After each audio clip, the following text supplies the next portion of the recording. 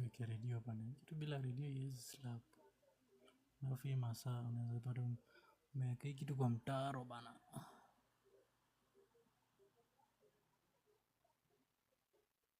Inquiet.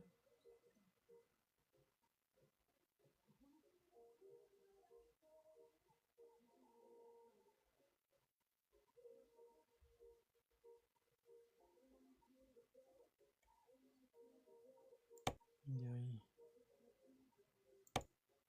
And cash back on your grocery shop. Like on prosciutto? Yeah, prosciutto. And seaweed crackers?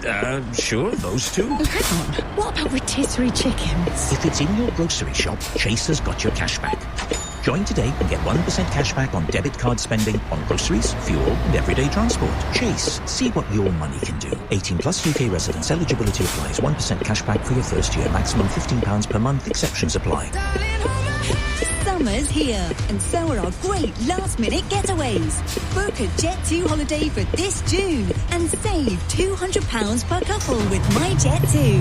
From the amazing Algarve to gorgeous Greece, we've still got great rooms available in our best hotels. Don't miss out. Book now. Jet2 holidays. Package holidays you can trust. Up to natural protected. Subject to availability and conditions. Frozen berry blast, please.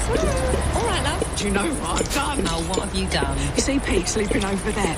I got the sun cream and I've only gone and drawn on his back. Oh, but that's not Pete. Isn't it? Oh, very funny. Avoid having the wrong kind of fun in the sun. At Specsavers, get 2 for 1, including sunglasses, from £70 with single vision lenses to the same prescription. Terms and conditions apply. See in store for details. Leading Britain's conversation with Simon Marks. Alexa, send a comment to LBC. Or call us at 0345 6060 973, which is what Katie has done this evening from Horsham. Good evening, Katie. What would you like to say? Hi, Sam. My blood is actually boiling about Jane from BOMS, the British Obesity Metabolic Society. I'm really fortunate that I have not only had weight loss surgery and lost 64 kilos, I have also had the privilege to work for a former president of BOMS. Now, the sooner, and BOMS recognises that food is an addictive substance. You would not walk up to a heroin addict, a smoker, a drinker, an alcoholic and say to them, just have a little bit of heroin, just have a little bit of drink. You would be given methadone. You would be put on an alcoholic program. You'd be put to Gambling Anonymous. Food is a survival tool.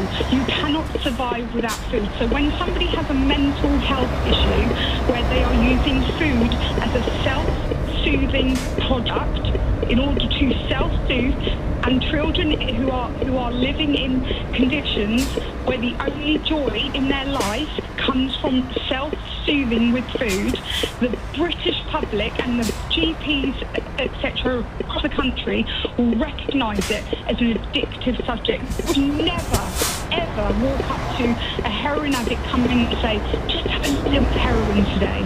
Whereas I have had 80% of my stomach removed because as a child I thought I was going to starve to death. I literally thought I was going to starve to death, and from an early age I started hoarding food to the point that I then broke my back in my 40s and then decided that I thought I couldn't regulate. I still, at a BMI of 23, I'm as fit as a butcher's dog. I still cannot on certain days of the week regulate. So for Jane to sit there and speak on behalf of BOMS to say eat less and move more is appalling, because I'm telling you now, that is the culture. You give nicotine patches to a smoker, you give methadone, so why shouldn't you give this when somebody has food as an addictive substance? It's despicable. Katie, you'll have to forgive me because I'm no expert in the science of obesity, but obesity can exhibit itself, as you are describing it, as a mental health condition. It is not, as far as I know, always a mental health condition, or is that wrong? So the BOMS data that they publish recognises around about 75% of patients that have weight loss surgery have an issue with food as an addictive substance, as a self-soothing substance. Your previous caller, Ryan, he's very fortunate that he recognised signs in his health. He's one of the 25% who said enough is enough. But do you know what he doesn't realise? That in the next 3 to 5 years, he will regain that weight and he will put on average an additional 3 stone to his original starting weight. Because when you have yo-yo diets, you affect your metabolic rate, you affect your ability to lose weight. Everyone can lose weight, but keeping off. I had surgery 6 years ago. I lost 100% of my excess weight because I then went into therapy. So these drugs are a crutch, they are a tool. But if we do not give these patients and recognise it as a mental health condition and give them support, no amount of surgery, no amount of drugs will happen. But people like Ryan, who have been overweight most of their life, I will guarantee in the next 3 to 5 years he will regain that weight and he will regain probably in excess of 3 stone. That's not my data, that's Bond's data. I mean, in terms of the need for society to address all of this in a holistic way, you're making the case for more mental health treatment also to be made available. Correct. Would you try and treat heroin addiction in a holistic way? Well, I mean, I think you could treat anything in a holistic way, couldn't you? But could you really? If you've got somebody who is a serious heroin addict and you said just don't take so much today, could you take George Best? Well, it depends on, of course, on your definition of a holistic way. But when I say a holistic way, I mean bringing together all sorts of different strands of treatment that, in the case of heroin, absolutely could include methadone, but may include other treatments. I mean, this is not my area of expertise. I hesitate to underscore, but it could include all sorts of different therapies and treatments that treat different aspects of the addiction. I absolutely agree, and I believe that there should be programs in the schools that we recognise where children are using, either in the school and at home, food as an addictive substance. We have to recognise it as an addictive substance, and as soon as it is classed that, then these kids and these adults will not be treated as you are fat pig. You would not believe how my life and how my career, my salary went up £20,000 when I lost 65 kilos because I look great. I look beautiful. I look stunning and everything else. They wouldn't look at me when I was overweight. That is the problem that these people in this organization with their fat pig face need to eat less and move more. Now, and that's effectively what Jane has said in her summary is, we have to do this. Do you not think that I didn't know that? Did you not know? I had a total knee replacement, but they wouldn't even touch me when I was a BMI of 45. They wouldn't even touch me. But the problem is, I was so overweight, I was so mentally and physically ill, I couldn't do anything. So I spent £10,000. Don't get me wrong, it was the best £10,000 I've ever spent. But we are discriminated still because we don't look good. We are fat, we are ugly, we are lazy, we eat crap food. You have to go roots, grass level, and recognise that there are so many issues and the data is out there. That's what's appalling about Jane's commentary. The data is out there to show that people are using food as a substance. I've got a shop at the supermarket with me. They have layer after layer of donut advertisement on the bollards outside, and it says treat yourself. Yeah, no, absolutely. Well, I mean, but treat yourself to a drop of heroin. No, that's an addictive something. Don't advertise it to me. Yeah, but I mean, that again would be part of a real holistic approach. I mean, you can absolutely make these wonder drugs available to people, but if you're not going to deal with in every aspect of this and the root cause of some of these issues, then it's not clear how much progress we're going to make. Katie, thank you so much for calling in. You've been very frank, and I think you've given us all an enormous amount to think about. Let's go to Ben in Wakefield in West Yorkshire. Good evening, Ben. Hi there, how's it going? All right, thanks. How are you?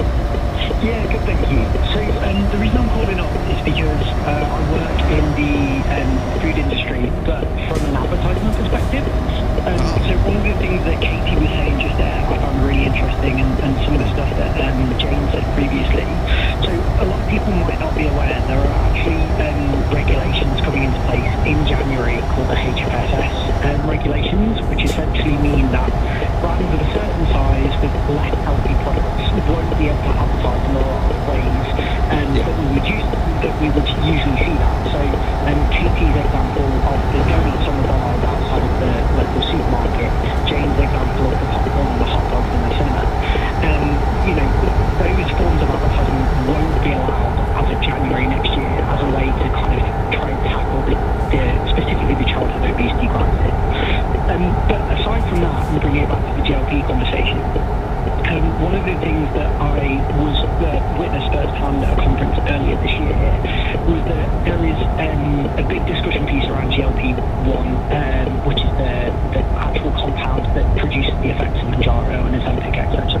Yes. And the food industry now is actually looking at producing smaller pack sizes so that they can still essentially sell to people taking those medications rather than improving their products to make them more healthy, to reduce the sugar down. Now that's a broad sweeping statement that some brands are reformulating to make their products healthier, but ultimately, like the brands out there, the big brands, the big chocolate brands, the confectionery brands and things like that, they're essentially looking at just reducing the pack size so that they can still sell to the folks on Manjaro and Ozempic, which is all kind of going back to what Katie was saying, is almost like actually just have a little bit of your, like, this is for example of heroin today, it's kind of the same thing, you're still feeding the addiction just by reducing the pack size, so it's easier for people to eat, which I think is really quite interesting, rather than taking the approach of making products healthier for people.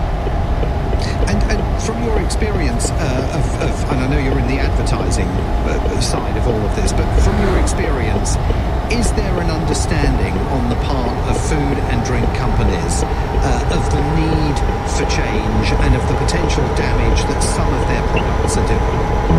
I definitely think there is. There are certain brands out there that have pivoted their entire business propositions. One is a very well-known brand, and they've completely changed their brand around to essentially drive a more health-forward agenda and help people with these issues. But a lot of the major players, and there have been examples in the media, have basically been lobbying the government to delay the regulations coming into play. There were HFSS was previously due in October, it's now due in January next year. There's a lot of sort of discussions out there at the moment. Will it get pushed back again? And I think a lot of this is down. Whilst I don't have first-hand knowledge of it, there are rumours that it's through brands basically lobbying to have the rules changed to basically allow them to advertise in ways that initially in October they wouldn't have been allowed to do. Now there's been a delay, and those kind of brand advertisements they're putting more clarity in. So I think some brands, yes, are doing the right thing. I think others are doing anything that they can to essentially sidestep the regulations coming into play so that they can continue to advertise and sell in exactly the same way. Ben, thanks very much indeed for sharing your expertise. That's Ben in Wakefield. Rory has texted in from Devices to say, I take Manjaro as I am a diabetic. Why is there so much kickback about helping people lose weight? I never heard the same moans about smokers getting help. Nobody complains about people getting help to be treated for cancer or alcohol. And Caroline has texted in to say another important aspect is the gut's microbiome. Avoid additives, especially emulsifiers. They're bad for the microbiome, and eat natural foods wherever possible. Lots more of your calls and texts to come here on LBC. The time is now 14 minutes to 10. Coming up at 10 on LBC.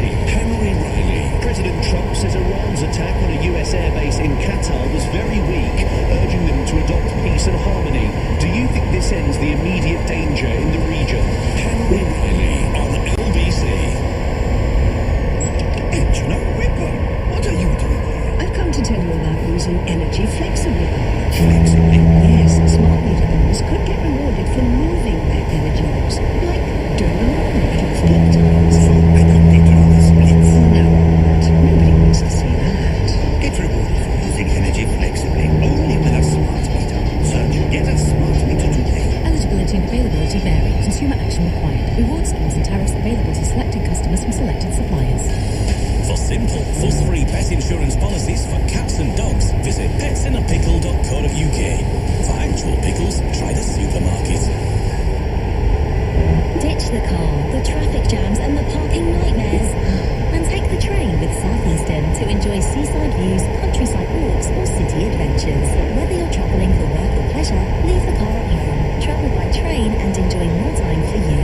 Buy your tickets today from the Southeastern app or website and see the CO2e emissions you'll save by taking the train instead of the car.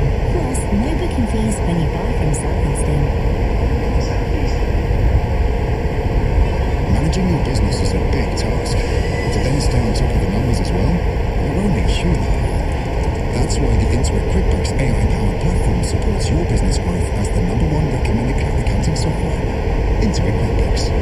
Based on a survey of 560 UK accounting professionals verified with QuickBooks.co.uk/review. At Halfords, we want you to say yes to packing more into summer days with a great value roof box or bike rack. Say yes to freewheeling fun with bikes and gear for all the family. Say yes to a perfectly polished car with our range of car cleaning products. And say yes to easy breezy trips with a free aircon check. Our experts are on hand with checks, advice and fitting. So pop into your local store or shop online and say yes to summer at Halfords. Subject to availability, see halfords.com for T's and C's.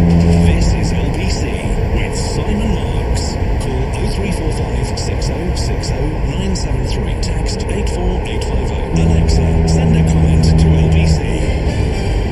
Alan has texted in to say that I should stop calling Mounjaro and Ozempic wonder drugs. I think I said so-called wonder drugs. I certainly meant to. Alan says I use it, but it still requires a huge amount of effort, planning and determination to lose weight. I am 62 years old, a type 2 diabetic, and for the first time in my adult life, I am at a healthy weight and BMI.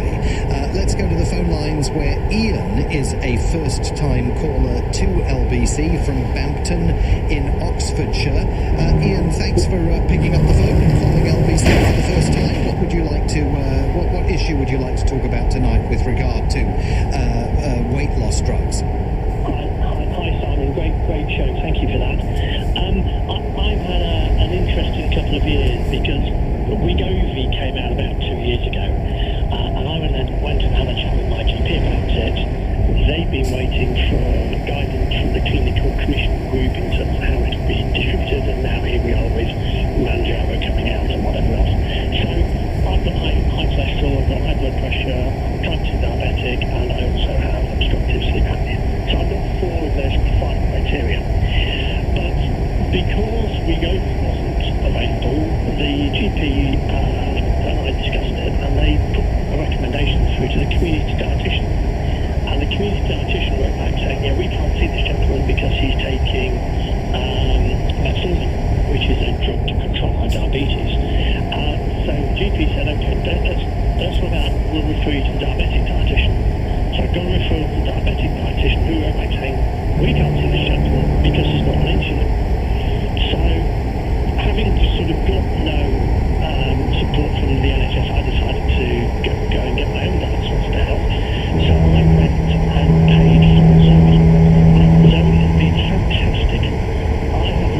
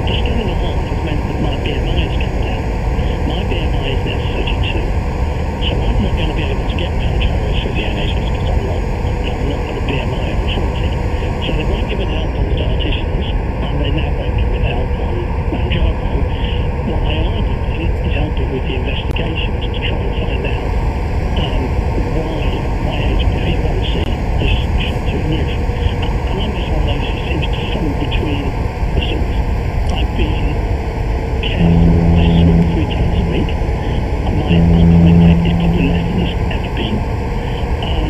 I equally well the lady who's texted you in saying what's migrant lives, that's what Zoe does, and they're really good at it, and they're really good at going with whole original food rather than ultra processed.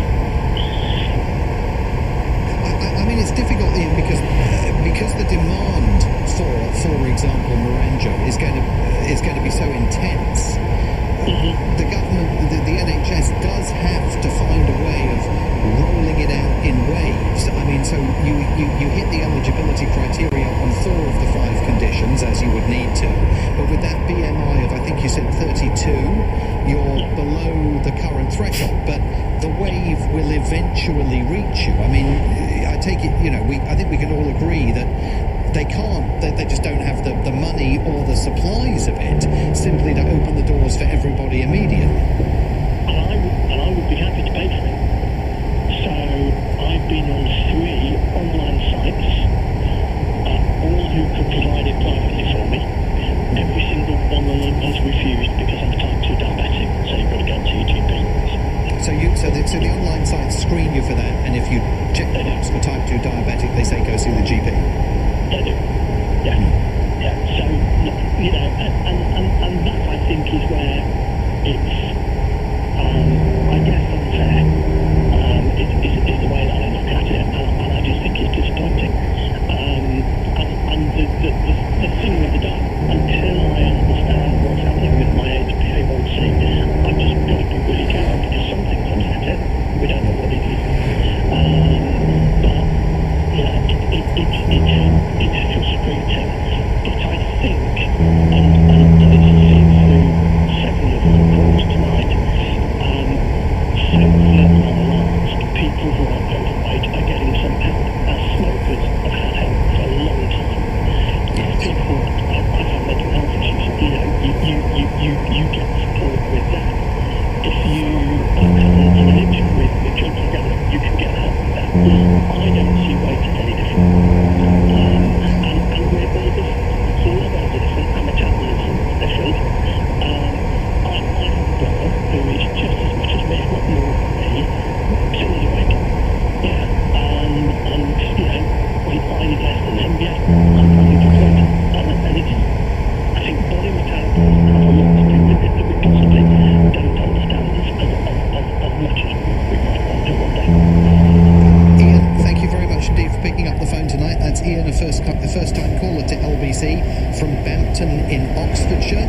Let's go to Bracknell in Berkshire, where we find Kieran tonight. Good evening, Kieran. Good evening, Simon. May I start with, I always look forward to your 10 minutes on Thomas Orbit show, and I thoroughly enjoyed your whole week last week, and I'm looking forward to this week also. Well, thank you very much, Kieran. It's lovely to have you. That's very kind of you. That's very kind of you. Yes. Coming back to this point of this is my work. I'm a senior researcher, and I work on the UK government policy and editing at the moment. I'm start from a different angle here. We're not to catch you out or anything. Just want to ask a quick question. I don't know how many UK governmental strategies have been implemented since 1992 till now. With regard to public health or with regard to obesity? The answer to both questions is no. Okay. So if I say there have been 14 national strategies and 680 wide-ranging set of policies, would that be alarming you? It wouldn't alarm me. I mean, it would actually, I think, if there have been 14 national strategies, depending on what those national strategies are, one might be encouraged by that, because it would suggest there are efforts to come up with solutions to all of this. And I can tell you, there has been no solution, and that is my work. And the problem what we have is we're putting a plaster on the wound. We are not doing it properly. And even this strategy of GLP-1 which you're referring to now will not work. Because, by the time these people who are waiting in the line to get this help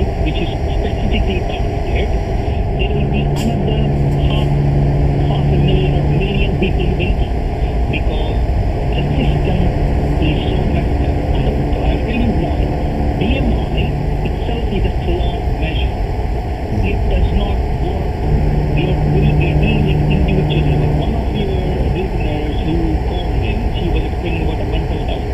We apply so simplistic measures to deal with it. For example, this is a tier 4, I'm sure this is falls under the NHS tier 4 program. Okay?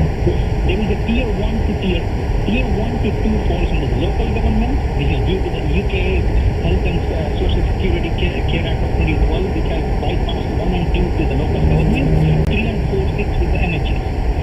The simplicity, how it is applied, is where the problem is. We haven't looked at holistically. There was a UK strategy of whole systems approach to obesity way back in 2016. 9 years it has passed. And I can tell you, not the successful implementation of all.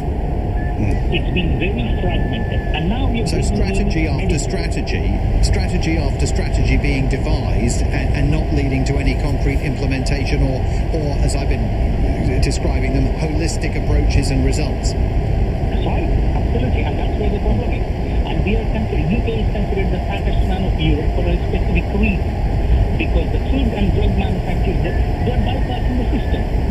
This strategy of what is coming, one of the food person who works for the food industry called it 2026. It's coming in January. That's what he referred to. That should come in 2019. Absolutely. Kieran, I've got to run, but thank you so much for calling the programme and sharing those experiences, because they do underscore that unless you approach all of this in a broad-minded fashion and look at a variety of different policy areas simultaneously, there is no kind of magic bullet here to resolving the problem. That's it for me for tonight. Thanks for all your calls and messages. I will be back tomorrow again from 7 with another cross-question panel at 8. If you missed any of this evening's show, you can listen back on catch-up on both Global Player and the LBC app. Coming up at 1 on LBC is James Hansen. But right now, in for Ben Kentish tonight, here's Henry Riley. Thank you very much, Simon. Good evening. Coming up. When we're threatened, America's military will answer our enemies without even thinking about it. We have overwhelming strength and devastating force. That was Donald Trump speaking from the very airbase attacked by Iran just a matter of months ago. Tonight, the president has said Iran had a very weak response. He's urged them to adopt peace and harmony in the region. Has Donald Trump, whisper it, made the world a safer place? Plus, we keep a regular dialogue with the United States. Are we for or against the American activity has now happened? Armed Forces Minister Luke Pollard, do you welcome the government's caution in refusing to say whether they support US action and a pretty big escalation in how the government treats direct action protest groups?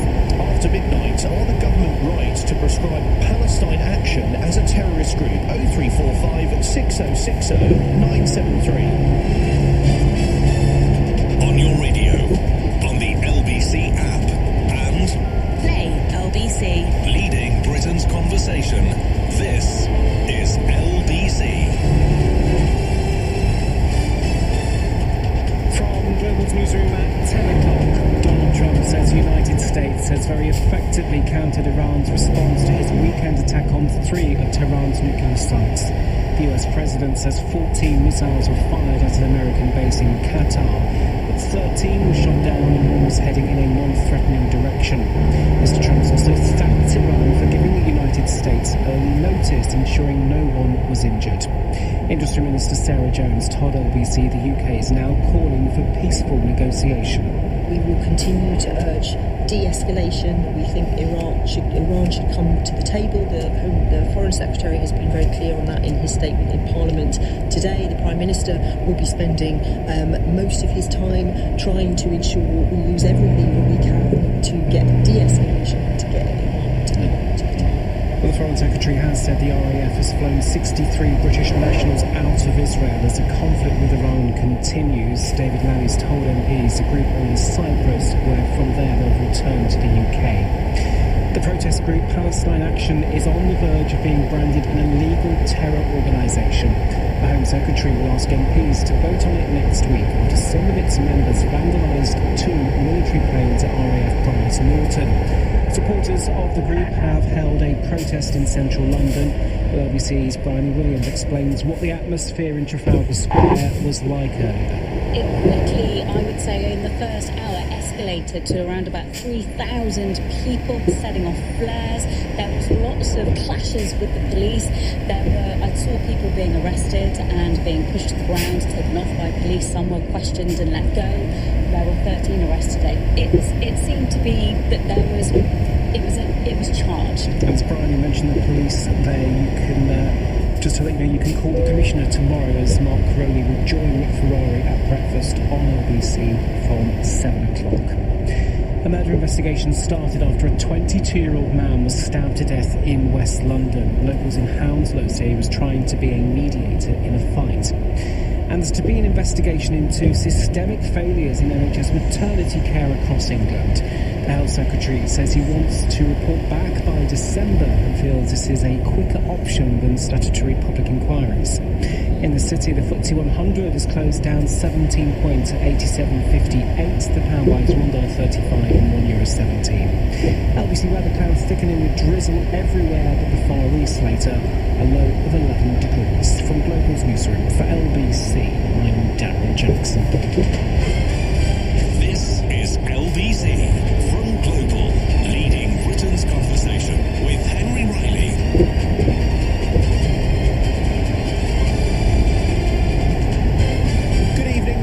Past 10 is the time. You're listening to Henry Riley here on LBC, in for Ben Kentish, and we start tonight, as you might expect, trying to keep up with the situation in the Middle East. If you're just tuning in, to remind you, Iran earlier launched missiles at a US airbase in Qatar in response to strikes on its nuclear sites by President Trump on Saturday. Qatar says the attack is a flagrant violation. Indeed, as I mentioned earlier, President Trump actually visited the airbase back in May, stressing the strength of America.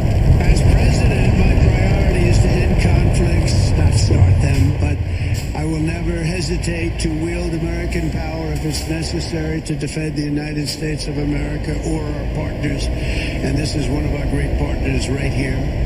When we're threatened, America's military will answer our enemies without even thinking about it. We have overwhelming strength and devastating force. In the attack tonight, all of the missiles were intercepted, or at least most of them we hear. The Pentagon has said there are no US casualties. Commenting in the last hour, as you will have heard Simon Marks talking about, President Trump wrote on Truth Social, Iran has officially responded to our obliteration of their nuclear facilities with a very weak response, which we expected and we have very effectively countered.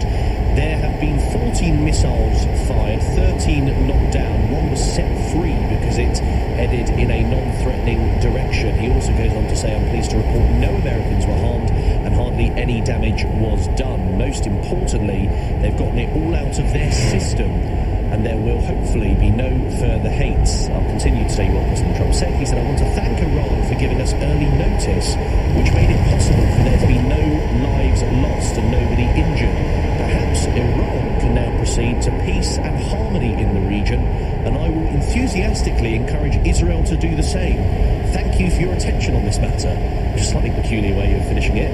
Another post on Truth Social, in all caps, congratulations world, it's time for peace.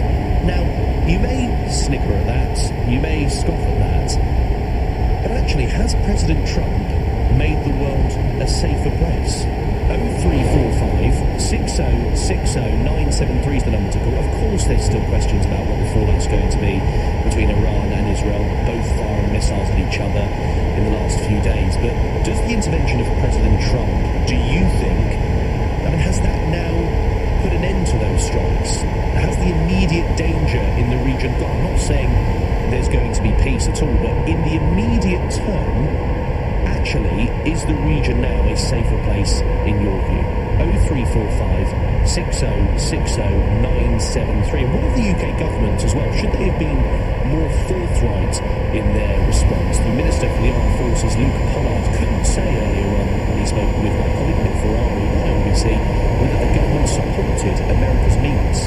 Members of the House will be aware of the news breaking in Qatar of reports of explosions at 19:35 local time. This is a fast-changing situation, and we are monitoring it closely.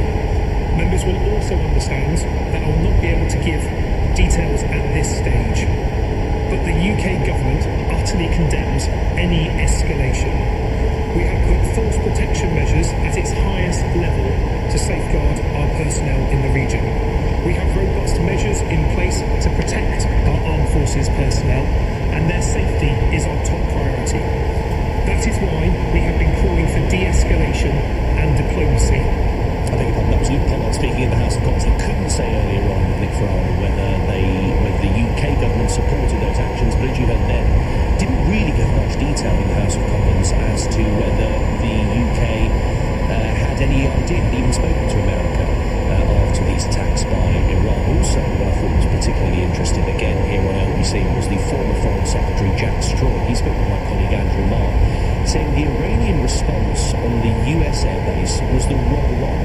The regime in Iran feels humiliated, and they're now just trying to strike out in any way they can. It's not a rational response, but this regime has not been very rational for a number of years. At the head of the regime is Ayatollah Khamenei, who's 86. He's in poor health. He's got a gammy right arm, which he lost the use of back in 1981 when he was the subject of a failed assassination attempt. He's deeply bitter. He hates Israel with a completely irrational hatred for reasons which few people, even in Iran, understand. So would you expect other Gulf countries, other Gulf statelets, and the Americans in Iraq and elsewhere to be under attack in due course as well? In other words, are they going to be lashing out in every direction they can? Well, I think that's a possibility. I mean, it would be crackers of them to do so, but this is a regime which has not behaved rationally, as I've said, for quite a number of years. That was Jack Straw speaking with Andrew Marr on LBC. So whether Donald Trump got there intentionally or not, did Saturday's strikes, with hindsight from President Trump, actually make the region, I suppose the world, a safer place in your view? 0345 6060 973 is the number to call. Because from my perspective here, you had President Trump obviously attacking those nuclear sites in Iran, and we don't know the full extent of the damage, but likely has set back Iran's nuclear program for a number of years, has done damage to some extent, we're not quite sure what, but nonetheless has weakened Iran's nuclear capability. So you have on one front there, and then secondly, we were all preparing, or maybe not all, but we half expected Iran to respond with fire and fury, and it was a pretty muted response. Most of the missiles shot down. They told Qatar that they were going to fire on this US base, and indeed, if you listen to President Trump's Truth Social platform, they also told him.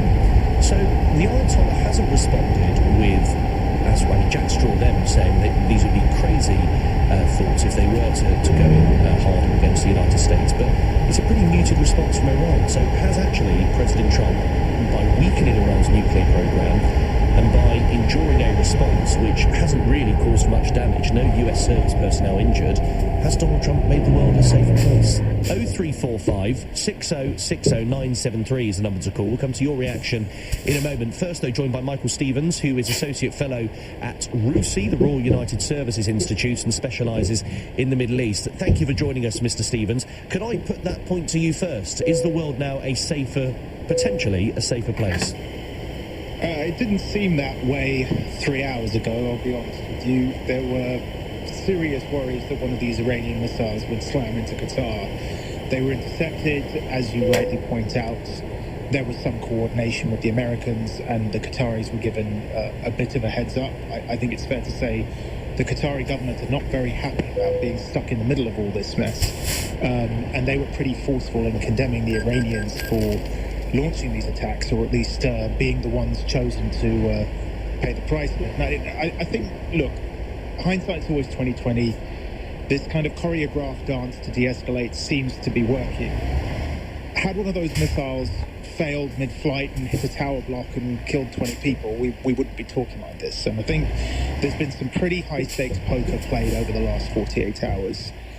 Luckily, it's worked out. I do agree with you. Iran's nuclear program has been set back for years. It was a serious concern for many, many countries, not just the West, but in the region. And also, countries like China and India were concerned as well. So the fact that it's been dealt with in the way that it has, it's been in the military fashion, not diplomatic fashion, has caused irreparable damage to some facilities. We don't know the full extent of the damage, but let's see now if the Iranians are really willing to talk. I think this is the key to your point. If there's going to be peace in the region, the Iranians have got to come to the table and start to discuss how they dismantle this program. Not in the short term, but for a decade. You said that hindsight's wonderful. If I could ask you a question that we don't quite know the answer to yet, but where do you think this leaves the exchange of missiles between Iran and Israel after this response from President Trump?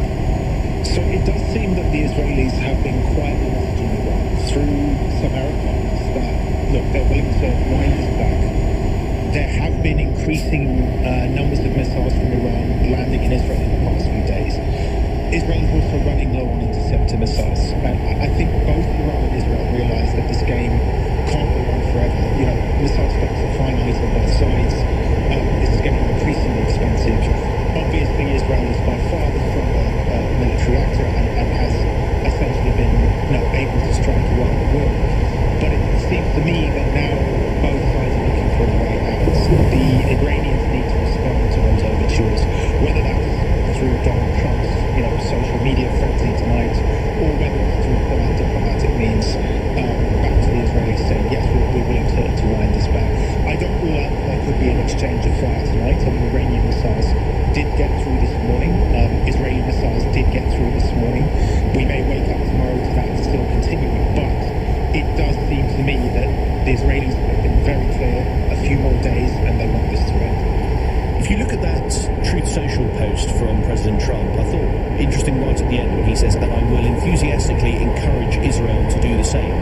Given the backing that Donald Trump gave Benjamin Netanyahu with those strikes on Saturday, I imagine he'll be quite effective in encouraging him to pursue that peace and harmony, won't he? Yeah, I think Netanyahu owes him one, and Trump's done the heavy lifting. The bombing of Fordow was a very complicated piece of military and tactical success from the Americans. Whether you agree with it or not is another matter. It was a very well constructed and delivered operation that has delivered extensive damage to Iran's enrichment facilities. The Israelis just couldn't do that, and I think that the Americans, by stepping in, do have some leverage over the Israelis to say, come on, you got what you wanted, now's the time for talking, or the time to slow this down. And the Israelis, I think, know full well that actually the main arbiter of all of this was always Donald Trump. He was the guy that gave Benjamin Netanyahu the green light to start. He was the guy that authorized the strike over the weekend, and I think he's the guy that turns the green light to the red light. So Netanyahu has to respond to that. Thank you so much for your time, much appreciated. Michael Stevens is Associate Fellow of the RUSI think tank, Royal United Services Institute, specialising in the Middle East. Over to you now, repeating that sort of question that I gave to you at the start. I wonder if you think that, and again, we'll have to wait and see, as our expert from RUSI just said, but has Donald Trump either purposefully or inadvertently made the world a safer place? 0345 6060 973. We'll come to your calls in a moment. It's 10:15. This is LBC. Next time you walk their dog or feed their cat, when you pop by for a cuppa or just stop for a chat, tell your friends about pension credit. They could be missing out on an average of over £4,000 per year to boost their pension income. Pension credit also unlocks other support like help with heating costs, council tax, and a free TV licence for people over 75. Tell them to search for pension credit on gov.uk. Pension credit. Credit where credit's due. Eligibility criteria apply. Octopus Energy. Great value and outstanding customer service. Recommended by which? 8 years running. Octopus Energy. Already daydreaming about that wave of hot air as you step off the plane? EasyJet has flights from just £30 one way to over 130 holiday hotspots and hidden gems. It's time to get your summer on. Book now at easyjet.com. Get out there. Selected flights June to September. Limited availability. T's and C's apply.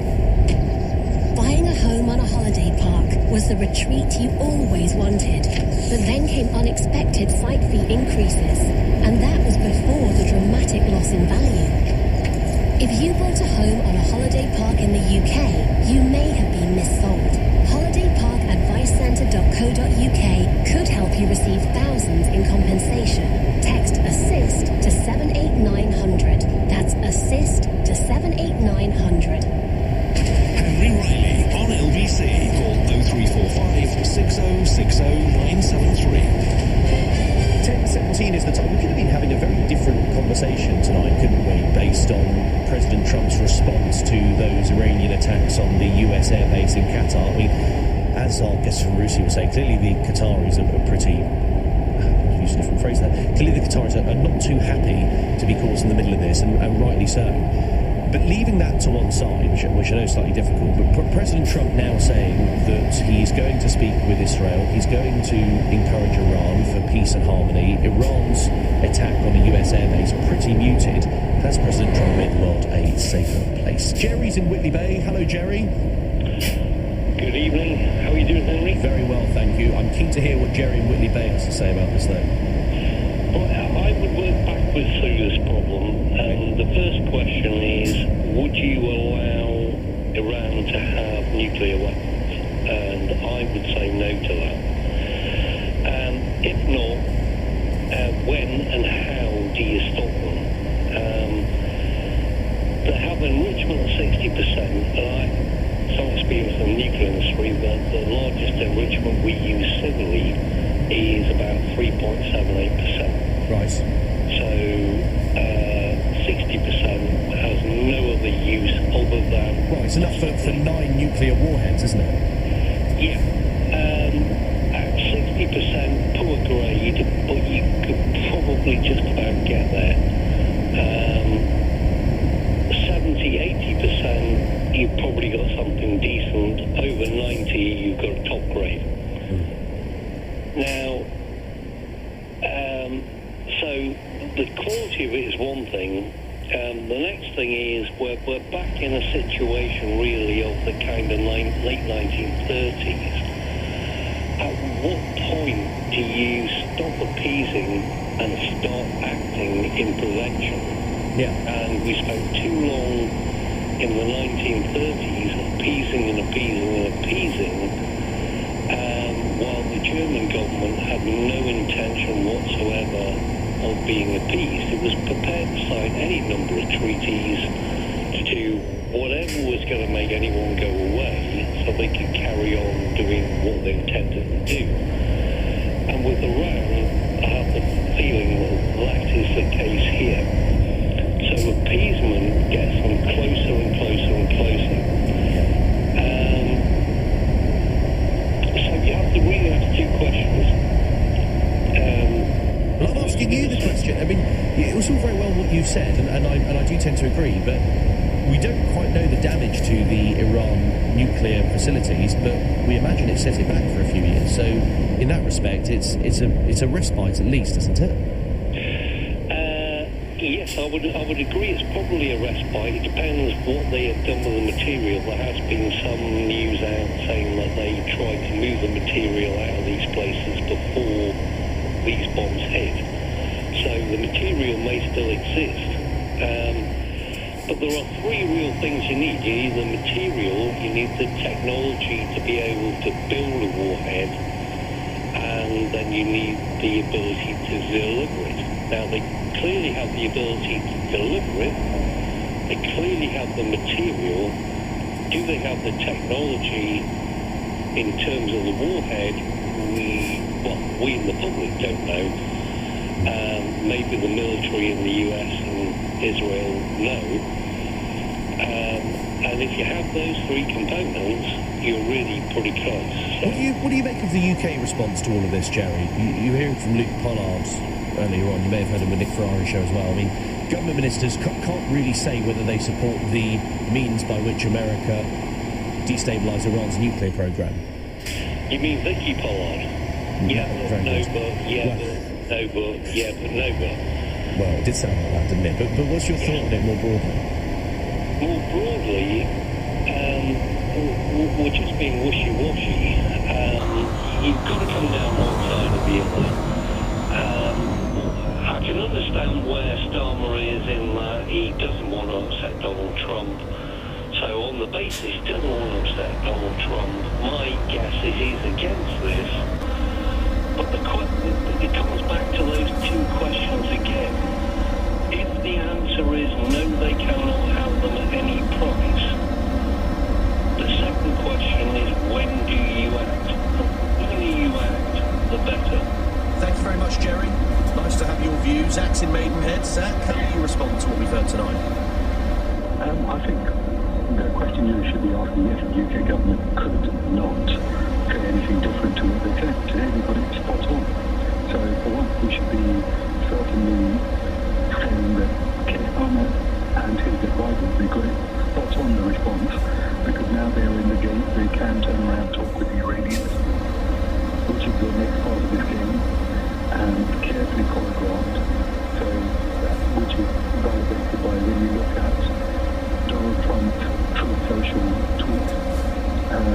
So with that in mind, no, the world is not safe to place simply because of what's happening in Gaza. You've got 2 million people in medieval conditions under an apartheid system, they're basically in concentration camps. So while that is going on, the world is not a safer place. It cannot be a safer place. Absolutely. We have most of the world quite happily defending that this carefully orchestrated move that happened between Iran and the United States, with the base being empty, which was quite good as well. But the reality is the problem is just being kicked down the road. But we could have been having a very different conversation tonight, Zach, if Iran had because Donald Trump, with his mega base, doesn't even win the election that are not themselves not at all. Yeah, but I'm talking about the Iranian response mostly. And I think we look at the Iranians... We could have had a different conversation, Zach, if the Iranian response had been not what we saw, if it had gone a lot further. But if you look at all of the actions that they've done in the past, it's carefully orchestrated, calibrated, and organised within the... That's not what the Ayatollah was saying, though, was it? Well, nobody said that. Nobody ever does that, what they say. It is always a little bit different to that. But the reality is, while the situation in Gaza is so detrimental, of course, Israel was no problem. Everyone was seeing Israel as a problem. They were the ones that did the illegal act by attacking Iran in the first place. America then went ahead and did another illegal act by attacking their nuclear bases. Why? Because they were already going towards negotiation. Now, maybe Trump thought this is going to give him another negotiating tool. That is why he did it. But the reality is, there were 2 illegal moves, which frankly the UK government didn't turn around and say, we approve of them. They gave themselves space to be able to have a conversation with Iran, which I think is the right thing to do. The UK and the Security Council, they want to have that power. We are the 4 islands, the 4 red islands. However, we still have some powers, and I think Simon played that very well today. Okay, thank you very much. Appreciate your views, Zach. In Maidenhead, we'll come back to those in just a moment. Has Donald Trump made the world a safer place with what we've seen play out over the last 24 hours? Zach doesn't think so, but keen to hear your view. 0345 6060 973 is the number to call. We're talking about this because we've seen that attack from Iran and the United States, and really, it could have, to put it simply, it could have been a lot worse. Iran fired 90 missiles at the US military base in Qatar. One impacted the facility but caused no casualties. The full extent of it is sort of unknown. So really keen to hear from you tonight as to whether you think I'm perhaps giving Donald Trump a bit too much credit, and how you see this situation 24 hours on. We didn't know what was going to happen, and since Saturday, I suppose we've all been sort of second-guessing what exactly might the US response be. So keen to hear your views. Nick's in Holland Park. Nick, what do you think? Well, Henry, a little short answer.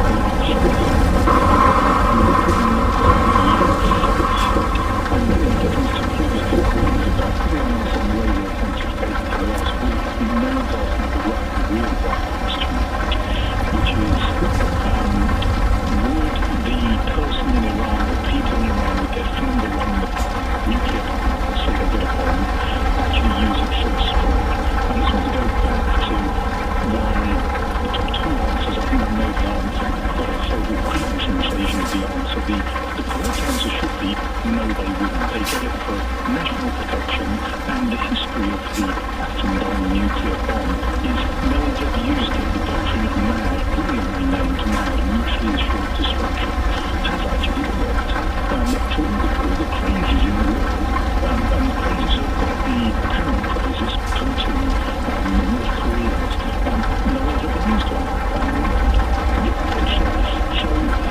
So you've sort of been, on our Western philosophy, mutually assured destruction works. Iran gets a bomb. It's there for their own protection, because that means now they're unassailable by an external threat. They're not going to commit suicide. But man, this horrible creeping feeling that they might cut their historical trend. I think that some of the other sort of people we call them some of the regime certainly do. That's why it's moving carefully. Yeah, go on. And I think they might look at the way they treated themselves, their own commanders in Hamas, commanders in Hezbollah. They revel in this cult of suicide. And the normal thing was 20, 30, 40 years ago, PLO were sending suicide bombers to bomb within the state of Israel. But it was a different thing. They sent the poor and dispossessed people who had 10 kids, paid them $20,000 to kids go and commit suicide, whereas them and their children are being educated in American and British universities. I don't think they're operating regime like that. So now I just want to take a second step forward to, I've got this horrible feeling, can't say for sure, that they may be suicidal martyrs. So Iran launches a nuclear weapon, they launch it on Israel. Israel is definitely nuclear armed, always said, and they're clever. So even as a tiny state, and Iran hits them first and blows up, surely they've got nuclear weapons, missiles, something buried offshore somewhere that will strike up and annihilate most of Iran. So far, so good. Closes the Straits of Hormuz, the world economy goes into meltdown. Iran and Israel nuclear waste. I just think that this is not even the worst Hamas to the end of this. And only that's pretty interesting. Hamas Israel war goes away, but there are no populations or combatants left. But here's the thing, this is why I'm really surprised that the Russians and the Russians and the Chinese are sitting on the side. I heard recently that the British Security Service, the Ministry of Defence, recently ran very sophisticated AI programs to war game thousands of scenarios of nuclear abuse. And every single one they ran, where there was a first use and a retaliation, they saw the annihilation of virtually all of mankind. I don't kid you. Okay, thank you very much, Nick. Sorry, we're going to have to leave it there just for time reasons, but we've painted a rather bleak picture, so thank you for that. Nick there on Holland Park. Still keen with your views this evening. We see this response from Donald Trump. He's labelled Iran as weak, saying they gave us notice. Iran can now proceed to peace and harmony in the region. Do you think that's likely? 0345 6060 973. After the news. I'm also going to ask all NATO nations to increase defense spending to 5% of GDP, which is what it should have been years ago. That was Donald Trump's ask. Has he got it? We'll go to the NATO summit in a moment. 10:31 is the time. The news is with Darryl Johnson. Iran's confirmed it's targeted an American airbase in Qatar in response to the weekend attacks on its nuclear sites. The US President Donald Trump said the missiles were a very weak response, which the US expected and very effectively countered. A senior Iranian official has said that Iran will continue its retaliation in response to those strikes over the weekend, but also said Iran has the necessary ability to begin diplomacy after punishing the aggressor. Additional RAF jets have arrived in the Middle East, and the government says it won't rule out sending further capabilities if they're required. Meanwhile, the RAF has evacuated 63 British nationals from Israeli territory as Iran and Israel continue to exchange fire. ABC weather cloud thickening with drizzle everywhere at the Far East later, lower than 11 degrees. LBC, Nick Ferrari at breakfast. Coming up tomorrow morning with Nick Ferrari at breakfast, Iran launches missiles at a US base in Qatar. Retaliatory strikes. Nick will bring you the latest, plus the first evacuation flights take off from Israel with 63 British nationals on board. Nick will speak with one of its passengers, and Samar Grayling, Commissioner of the Metropolitan Police, joins Nick live to take your calls. All that and more coming up with Nick Ferrari at breakfast tomorrow morning from 7 here on LBC. Nick Ferrari at breakfast. Listen on your radio and on Global Player. LBC. They might reorganise your shelves, help you work from home, or let you know your plants need repotting. But the real mischief's then appearing immediately when their favourite food's served, with the irresistible range of Felix foods. The Hilton sale is now on, so you don't have to book last year's hidden gem, which was hidden for a reason. Rustic charm, translation, no aircon, no Wi-Fi, and one boat. This year you get your stay with Hilton. Spacious rooms, total relaxation. Let Hilton Sail save your summer. Get away with up to 20% off. Book now at Hilton.com. Hilton, for the stay. Offer subject to availability. Terms and conditions apply.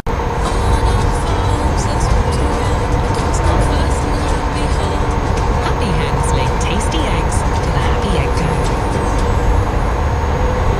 The British Red Cross is here to welcome people fleeing conflict in Ukraine. We're here to help you with safety and sports. We're here to show anyone struggling that someone cares. We're here for humanity. With your support, the Red Cross has helped millions of people in the UK and 190 other countries. Search British Red Cross to support us. Together, we are the world's emergency responders. This is LBC. Message Henry Riley on WhatsApp now. 0345 6060 973. 10:34 is the time we're discussing the breaking news from tonight. Iran's retaliation at the United States. Pretty muted. They told the US beforehand, so says Donald Trump. They told Qatar. Most of the missiles, all but one, were intercepted. Given that Iran's nuclear capability is much diminished, given that the response was muted, has Donald Trump actually made the world a safer place? And has he done Keir Starmer a favour? Because the last thing Keir Starmer wanted was for Donald Trump to, at the NATO summit, sort of lean over his shoulder and say, can we use one of your bases, or can you help us out militarily? It's ended up, I think, playing into Keir Starmer's hands. Before we go back to the calls on that, 0345 6060 973 is the number to have your say. Let's speak about the aforementioned NATO summit. Natasha Clark is LBC's political editor, who is heading there. And we've just heard in the last few minutes that most NATO countries will be going for 5% of GDP. But reading the small print, Natasha, is that all going on defence? Good evening, Henry. Yes, Britain and all other NATO allies, well, I say all, Spain is one of the ones that is not signing up to this new 5% target. I'm sure we'll get onto that in a minute. But essentially, what they're doing today is funding this new defence spending target. They are including money, and in the UK that's expected to include money on tackling small boats, on making energy, on potentially even building things like roads and railways. That is now going to be included in our defence spending. This is all because of Donald Trump. He is going to come into this NATO summit as his first since he was re-elected to the White House, and we know exactly how explosive he can be about defence spending. He almost pulled out of the alliance in 2018 over Europe not spending enough. He has called on everybody to spend 5%, and NATO bosses have been frantically behind the scenes trying to make this work for essentially for weeks, since they knew that Donald Trump was going to come back into the White House. So today, this week, we expect NATO allies are going to commit to spending what Keir Starmer is going to say is a historic 5% of GDP on defence. Now, I'm just breaking that down. It's going to be 3.5% on core defence spending. So when we've been talking about 2.5, 3%, that's all the core defence spending the government has already committed to. Keir Starmer has said we'll get to 2.7% by 2027. He's now saying we're going to get to 3% in the next Parliament, and that's going to now have to go up to 3.5% at some point before 2035. Then there's going to be another add-on, 1.5% on defence-related things. So basically these things could include tackling small boats, creating energy infrastructure. Number 10 also last night only referring to this new target as a projected one, which seems to me like it possibly could slip. So it's going to reach 3% in the next Parliament, then it's going to get up to 3.5%. But this 5% goal overall, that is to appease Donald Trump, who has long said that Europe needs to spend more on defence spending. And I've been speaking to people from Downing Street in the last few hours or so. They've said things like building industrial bases, our energy security, enhancing civil preparedness and resilience, and countering hybrid threats. Those are all going to be included in this big umbrella. But Henry, I think a lot of people are going to go, isn't this a big fudge in just a bid to try and make Donald Trump happy? And I think actually a lot of these critics are going to have a real point here. Secondly, the question is, of course, how on earth are we going to pay for it? This is a huge uplift in defence spending. And number 10 last night was saying, well, actually, we've already outlined how we're going to get to that 2.7% by 2027, and we're going to set the rest out later. And I think for a lot of people as well, that is just not going to wash. Will it be enough for Donald Trump, who we know is an incredibly volatile mood at the moment, of course, everything that's happening on the wider world stage in Iran and Israel. So lots going to go on at this NATO summit. It's potentially the biggest NATO summit in years. What's on the agenda for the Prime Minister? Is it trying to secure more FaceTime with President Trump? Is it trying to drill down that message? We know he's welcomed Volodymyr Zelensky to Downing Street today. Is it to speak about that and the situation with Iran?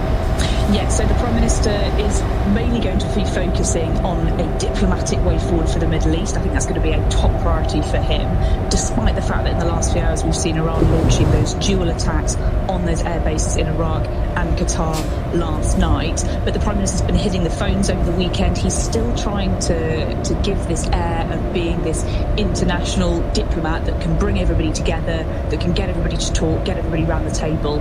He spoke to Donald Trump over the weekend, Mark Carney, people in the Middle East as well, lots of world leaders. He's trying to bring them all together and to make them, essentially come round to try and see if a diplomatic solution can be reached. Now, obviously, his critics will say, well, actually, de-escalation is exactly what's not happening at the moment. Donald Trump's ignoring it, Iran's ignoring it, and Israel's ignoring it. So whether he'll have any success or not, that is one thing. But I'm sure the Prime Minister will want to try to bend the President's ear if they are together on the world stage at any point. The second thing that the UK is expected to push for is Ukraine. So there's going to be more money going towards Ukraine. They've just announced a new drone defence agreement in the last couple of hours, and the Prime Minister is expected, I'm told, to boost Zelensky's war chest with more new lethal weapons, with an announcement coming in the days ahead too. According to a Downing Street spokesperson who I spoke to a couple of hours ago, they said it's only going to be possible to help Ukraine if we continue to show strength and provide Ukraine with the support it needs to defend itself against continued Russian aggression. So Keir is going to be making the case for a just and lasting peace in Ukraine as well. Natasha Clark, LBC's political editor, who'll be heading with the Prime Minister to the NATO summit in The Hague, in the Netherlands, tomorrow. We'll also be speaking with Lewis Goodall, my colleague here on LBC, a bit later on about that summit as well. He too is, I seem to be the only one who's not there. They're all going, but anyway, Lewis Goodall also heading there with the Prime Minister to report on the NATO summit. Now, back to the conversation with which we started, this response from President Trump after Iran attacked US military bases. Let's bring into the conversation Pastor Mark Burns, who is President Trump's spiritual advisor. Thank you very much for joining us, Pastor. Could I ask you, firstly, your response, really, to these attacks on US bases in Qatar? Well, I mean, again, this is something that Iran, I think, has been begging to do. It's horrible. First of all, any war is bad. Let's just be clear. Any war for any matter is bad. But Iran has been, has been an enemy to the West for such a long time. Backing Hezbollah, backing Hamas, backing the Houthis, being the center of terrorist activity in the Middle East, being one of the main culprits of destabilizing the Middle East in that region, attacking American allies and attacking American assets. So the fact that they shot these 6 missiles and missed, again, like President Trump said, they gave us a heads up and gave us plenty of time to do what we need to do to make sure that those missiles hit nothing. And so it's just, it's not going to be good. Again, the message the president has given out to the rest of the world is this. Peace through strength is not just a theory. It's a warning label. And Iranians need to take care of that. And that's not to the peaceful, there's some peaceful, loving Iranian people that are innocent. But the Iranian government, the Ayatollah, and that regime that's calling for the death of America and the wiping out of Israel and the West, that includes the British, that they are clearly forming the axis of evil. Now we know that Russia is supporting Iran. They came out and said that today. We know that China is also supporting Iran. So the axis of evil 2.0 is formulating. We need to be in some serious prayer. With regards to peace through strength, and indeed President Trump putting on Truth Social tonight, peace and harmony in the region, he'll encourage Israel to do the same. Do you think President Trump has made the world a safer place? Well, absolutely. I mean, unfortunately, there are some bad characters and bad actors out there that will take advantage of a nation that appears to be weak. And they just, again, what Russia is doing to Ukraine is a prime example. They will attack.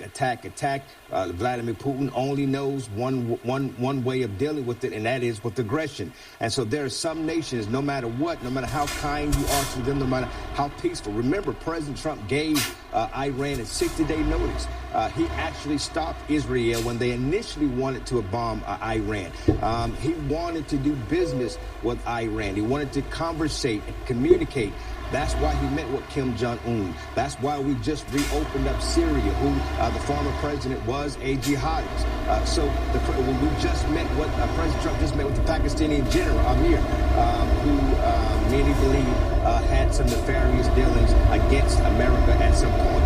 But the president clearly wants to do business with those that once were enemies, so that peace is the key, peace and prosperity. So that's his desire. Again, you got some people like Iran, no matter how good you are, no matter how much you want to come, they just want to bomb and kill and take away the liberties. But what we are seeing is a rise of Iranians rising up from the ashes. They're protesting, calling for the death and the overthrowing of the current government. So I'm not pushing for the overthrow of the Iranian government. I'm pushing for the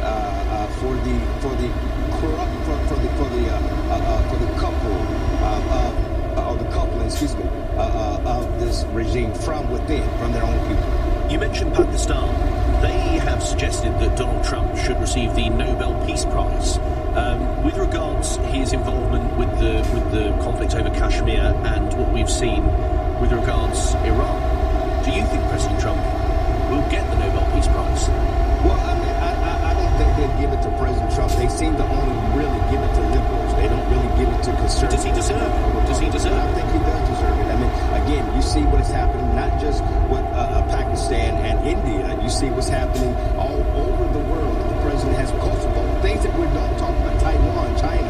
The president has been absolutely involved behind the scenes in some of the things we do know about, some of the things we don't know about. Well, you spoke about Russia and Ukraine, Pastor, and many here would accuse President Trump of not going far enough and being too sympathetic with Vladimir Putin, when you can see Volodymyr Zelensky, the Ukrainian president, begging the US for help. Those scenes in the Oval Office where he and J.D. Vance were shouting down the Ukrainian president, that's hardly a precursor to peace, is it? Well, I can say this. The fact is we pulled a $30 million weapons deal with the Ukraine. It's the fact that we're seeing in Ukraine right now F-16. Remember, Joe Biden, who appeared to have been more sympathetic to, at least on paper, at least for the vote, were more seemingly sympathetic for the Ukrainian movement, but yet did nothing really to do it. No real weapons. They only sent pillows and blankets. It's President Trump who's sending weapons to Ukraine. It is President Trump that's pushing the European coalition of getting behind President Zelensky. I myself have become a staunch supporter of the Ukrainian movement. Meeting with the president, meeting with senators, meeting with congressional offices on the behalf of the Ukrainian people. Because, again, supporting Ukraine is America first. If we don't stop Vladimir Putin in Ukraine, he's going to take Ukraine, Moldova, and then the Baltic states. And right now, once the Baltic states are attacked, that's Article 5, NATO, we're now obligated to not just send weapons and money, but we got to send American boys. And the president is trying his best to prevent that. So it is not as easy as everyone thinking it out to be. The president wants to kill him to stop. He's made it very clear. Vladimir Putin is crazy, and he's off his rocker, and he's angry with Russia. He's made it very clear publicly. But his goal is to try his best to prevent a nuclear power like Russia to do more damage than good. But I believe that is very thin, because now Russia just came out and now they're supporting Iran. It's all connected. So Russia supporting Iran, Russia supporting the terrorists, China supporting Iran, Russia's attacking Ukraine. It's a web, they're all connected. So supporting Ukraine is America first. Supporting Israel is America first. Can I ask you, Mike Huckabee, a man I imagine you know well, who is the US ambassador to Iran, said a few days ago that Donald Trump should listen to his voice, of course referencing God, and saying that Trump will hear from heaven about the issue with regards to the Middle East. Do you think the president had a sort of divine intervention when it came to this? Well, I believe the president, knowing personally, believes in the Lord Jesus Christ. He has a personal relationship with God, and that's the thing that matters. The prophets of old, throughout the Old Testament, spoke to the kings. It's our job to speak to the kings, to speak to the decision makers. That's why I call myself a spiritual diplomat. Having met with President Tshisekedi in the DRC, having met with other heads of state around the world, having went to India, having went to Ukraine, meeting with these heads of state in Eswatini, in South Africa. There has been more and more spiritual leaders who are willing to speak to the heads of states of these nations, not as a religious underguard, but as a negotiator of peace. And President Trump, who has a personal relationship with God, is without a shadow of a doubt listening to the voice of God to make sure that he prevents even more deaths. Because if Iran gets nuclear weapons, they will hold the world hostage. They've already proven what they can do. They've already put the Hutus on high alert. They put the Hezbollah on high alert. Yeah. They put Hamas back on high alert. They want to attack American interests. You've previously said that, or indeed hinted, I don't want to put words in your mouth, but suggested that assassination attempt on President Trump, you believe his life was spared by God. Do you think that, for instance, what we have seen over the last few days, it's for moments like that, or are we waiting for another moment from President Trump? I think President Trump has been called for such a time as this to lead not only the United States of America, but to help lead the free world. That's why he has the title, and the world gives him this title, the leader of the free world. A stronger America is a stronger world. And peace through strength is not something that's just a theory. It is a true warning label been put into practice. And again, Iran just believe they were dealing with a former Biden or Obama administration. No, they're dealing with President Donald Trump. And the hand of God is upon him. The Bible says the kingdom suffers violence, and the violence taken by force. It is not the president's goal to be a violent individual. It's the goal of the president to bring peace and stability. And he just said it just now. He wants cool heads to prevail. Everyone come down. Let's have a conversation. Let's get back to the meeting table. But the president is not going to give billions of dollars away to Iran with the hope that they will stop their nuclear weapon. No, they have to be completely eliminated so that the Middle East can be saved. And that includes the British. We're a lot closer than we are here across the pond. And so we want to protect all of our allies in that region. And Iran cannot have nuclear weapons. So I believe God has chosen this strong leader for such a time as he's a David, who was a warrior. He was a fighter. David had to fight the Goliath. And right now, President Trump is standing up to the world's Goliaths to protect the rest of the world. I really appreciate your time. Thank you for joining us. Pastor Mark Burns is President Trump's spiritual advisor. You may have reactions to that in just a moment. Nick Ferrari at breakfast on LBC. As Iran promises to hit back at the evil and illegal Satan of the United States, what could that mean for its allies? All of us are very concerned about the nuclear program that Iran is developing. Also completely recognise Israel's right to self-defence, but the principle is that we need to de-escalate this. Could terror return to the streets of London or elsewhere in the UK? Just one question for Sir Mark Rowley when he appears with me, Nick Ferrari. Call the Commissioner tomorrow morning from 7. Nick Ferrari at breakfast. Listen on your radio, on Global Player, and the new LBC app. If I need an eye test, I don't go to Specsavers. One thing you won't see at Specsavers is me. Do I go? Yes! I mean, no. Me, I don't go to Specsavers. Nor you, Miss Baby. Should have gone to Specsavers. No. Hi, Specsavers. Here for your eye test. They come to me instead. Come in, kettle's on. If you can't go to Specsavers unaccompanied, we could come to you. See if you're eligible at specsavers.co.uk/home visits. Where would we be without the curiosity to explore? It takes us to new places. It even got us to the moon. And now there's never been a better time to satisfy your curiosity about electric cars. With great offers in our award-winning range, including the Ioniq 5 and Ioniq 6, available with £2,000 deposit contribution and 0% APR. Discover more at Hyundai.co.uk. 30th of June 25. Finance subject to status. Hyundai Motor UK Limited is a credit broker, not a lender. Terms apply. Make your summer sizzle with a chance to win £7,000. Enter now at winplus.co.uk. Win Plus. Great prizes, real winners. 18 plus, GB only. T's and C's apply. Save this summer with Lidl. Get your summer strut on with up to 20% off the Sea and Sun Care range with Lidl Plus. And protect with 5-star UVA, whatever the weather. Download Lidl Plus and start saving this summer today. 18 plus, GB only while stocks last. Terms apply. See lidl.co.uk/LPTV. Offer ends 2nd of July. The people of Britain have bought loads of noise-cancelling headphones. With a Barclaycard Rewards credit card, you could get cash back on eligible purchases and no fees on spending overseas. What you buy is your business. Rewarding you is ours.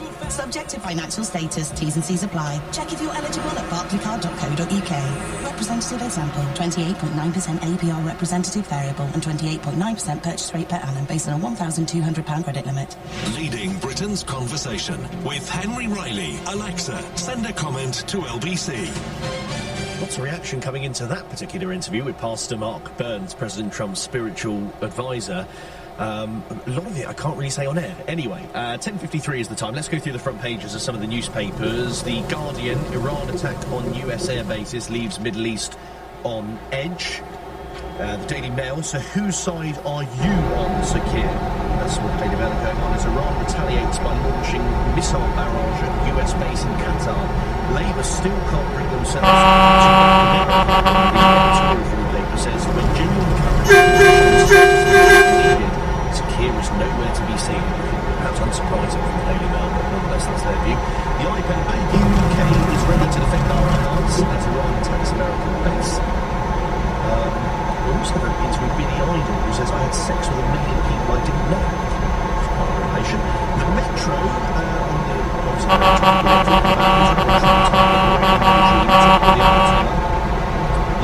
last couple of the Financial Times, Tehran unleashes missile assault on key American military base in Qatar.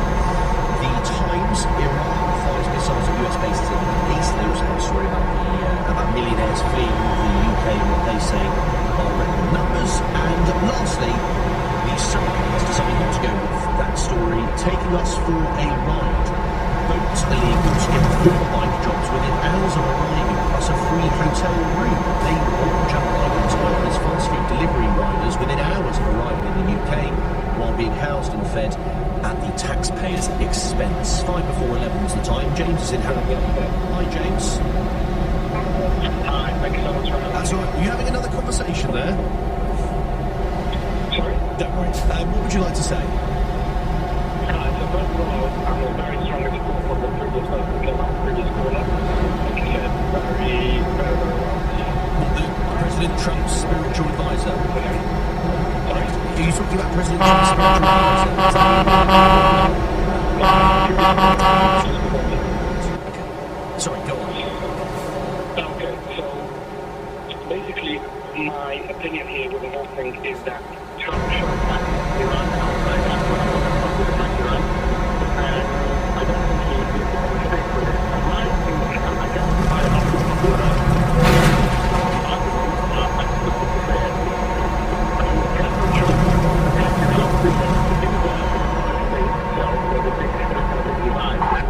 say that Israel didn't do right, and people say he didn't do right. And what my position is also is that he didn't do right. And even to according to the isolationist who say that Trump didn't do right because it's America first, I really don't get that argument because of America first means if you can say America first, that's not isn't allowed to in any other country, even though it's a threat to America. And what's the whole point of the army? What's the whole point of the American military? I don't quite get your point, though. What do you mean? Okay, so Iran is a threat to America if they have nuclear. Yes. Now, the American military is here to take away any threat against America. So what exactly is American military supposed to do? They tried to do the negotiations. What his base demand that he should do the negotiations. He did the negotiations. Now, what now? They didn't do it. Shall they not have nuclear? Yes, I still don't. So you're saying that he's united various parts of the US? I'm saying that Trump went against his own word that he can't negotiate with terrorists just because he wanted to make his base happy and just to satisfy them with it. But now that Iran didn't take him down, so what is Donald Trump supposed to do? Is he supposed to let Iran have nuclear and be a threat to America? I think that's much more so. People say campaign promises, there won't be any war. No war is going to start under Donald Trump. Now, there is a war started. There's a war started. So this campaign promise is already done. Like Israel didn't fight Iran, but Israel did already a war. So why shouldn't America just take away all their nuclear weapons? Well, Israel's? No, okay, sorry. Donald Trump has two campaign promises. I'm struggling here. Right, yeah, go on. Sorry. We have two campaign promises. One, that Iran won't have nuclear, and number two, that there will any war will start. Yes, he did say that. Yes. Now, the thing that there won't be any war started under his thing is already over. Israel did attack Iran, and they want to start the war. Now, why shouldn't... I don't know. Yeah, I suppose, but you wouldn't call it as a sort of full-scale war, would you? Yes, well, America didn't get involved in this war. Donald Trump did it in an extremely close way. Like he said, I just did some kind of operation, a real operation. It's not like Mali said that they did an operation in Ukraine and they made a special state. This is a real operation. What they did, they went in for a couple of hours, went back out, and then Iran decided what I'm going to do. And let's see, do you want to start a war with me, or do you don't want to start? America didn't start any war. So what did you want President Trump to do then? Because you said he was there bidding to his mega base, and you were happy that he attacked Iran. I am happy that he attacked Iran, but I don't think that he went to war with Iran. I think Israel went to war with Iran, and America just helped neutralize the one nuclear plant that he doesn't want to help. Okay, you pop in the letter as well. Thank you very much, James. I'm struggling to keep up with that, but I understand the general sentiment. James there in Harrogate. We're going to continue to take your calls on this. Do you think President Trump's actions, whether deliberate, whether he sort of come to them in a roundabout way, have made the world a safer place? 0345 6060 973. One of the Daily Mail front page that Sir Keir Starmer should have grown a backbone and shown that he was on America's side. We'll take your views. Plus, a pretty big escalation in how the government...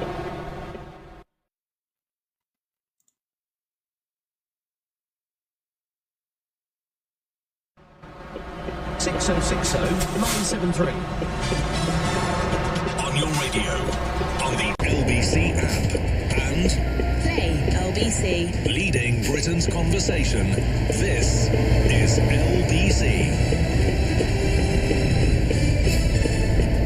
From Global's newsroom at 11 o'clock, Iran says it's carried out a mighty and successful response to America's aggression after launching missile attacks on a US military base in Qatar.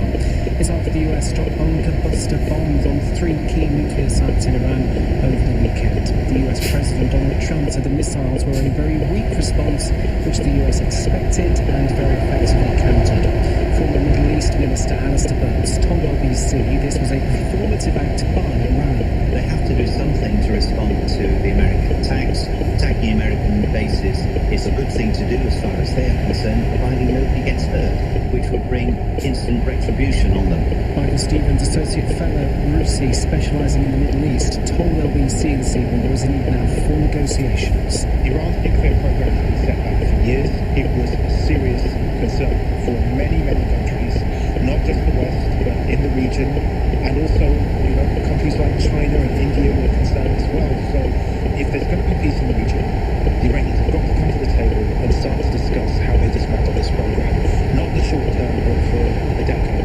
The US and the UK have now lifted advice for citizens to take shelter in Qatar, and the Gulf state has now reopened its airspace.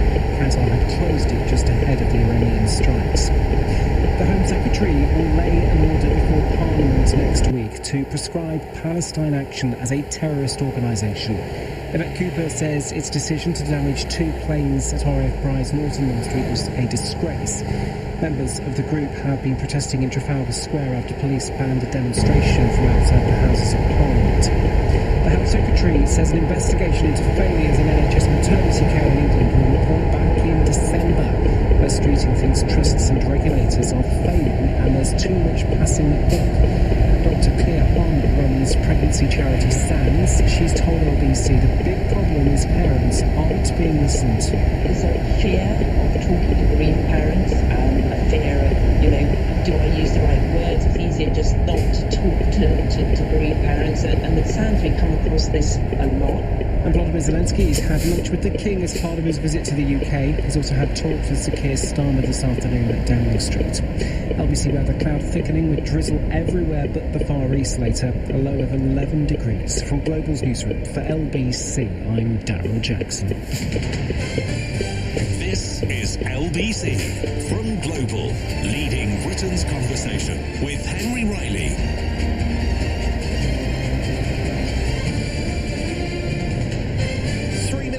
11. Good evening. You're listening to Henry Riley in for Ben Kentish with you here on LBC, with you until 1 o'clock. Lots to discuss still on the programme. As I mentioned, we'll be talking about Palestine Action, that particular group that looks like, or indeed Yvette Cooper has sort of set in motion, that they be classed as a terrorist group. Continuing to state your reaction, though, to events in the Middle East, or more specifically in a bunker in Washington, D.C., where President Trump has effectively signalled that the US is not going to respond after Iran launched missiles at US bases in Qatar. I want to know from you, though, on Keir Starmer, how you think he's played this, because you could say he's had a bit of a blinder, really. He hasn't had to show his card. He hasn't had to mark his card, I should say. He has not had to sort of authorise US use of any British sites, for example, or ask for help with regards to weapons, perhaps intelligence, but we don't know that. And so he hasn't had to have this big row where his Attorney General, Richard Hermer, Lord Hermer, might resign. So he sort of got away with it to some extent.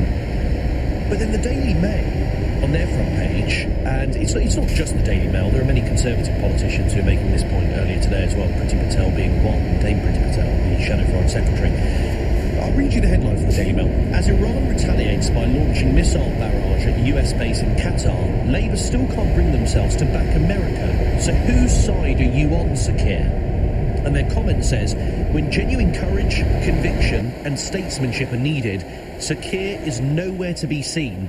In every way that matters, he and sadly Britain are becoming increasingly irrelevant. They say that Sir Keir Starmer is risking being marginalised on the world stage last night after failing to back US airstrikes against Iran. Of course, Tehran, as we saw, launched these revenge attacks on US bases in the Middle East. The Prime Minister's been accused of a lack of moral clarity as he refused to take sides in the deepening conflict. British citizens in Qatar, of course, were warned to shelter in peace. And the accusation from some opponents of Sir Keir Starmer is that he's been asleep at the wheel, and that he hasn't intervened, he hasn't shown that he is an ally of the United States at a time when they most need it. Now, let's be clear, I think the paper's slightly in danger of making it seem like he could have just come out and said, oh, yes, absolutely, I back Donald Trump. He did say, I back Iran not having nuclear capability and the US action.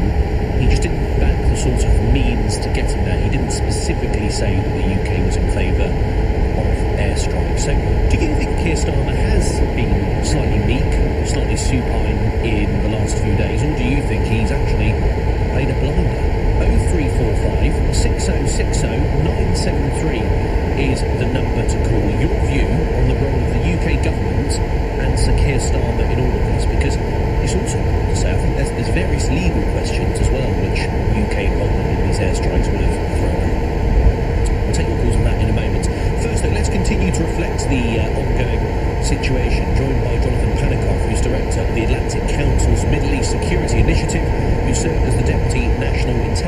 Officer for the Near East at the US National Intelligence Council. Could I ask you firstly, Jonathan, thanks for your time, your response to President Trump's response to the Iranian attack on US military bases? He said that Iran had a very weak response, and he's now calling for world peace. Look, I think Iran's response indicated two things. One, that Iran lacked the capability potentially to be able to take the type of robust response they wanted is one interpretation, but I think what's actually more likely is that Iran was quite calculated in how they responded. I think Iran really wanted to have some sort of potential for an off-ramp here. They've been under tremendous pressure. They're incredibly diminished. Their nuclear program, their missile program, obviously their proxies. And so I think for Iran, this was about how do you save face, be able to engage in some level of propaganda within your own domestic society to claim that you stood up to the U.S., that you responded hard, while not actually inviting retaliation by the United States.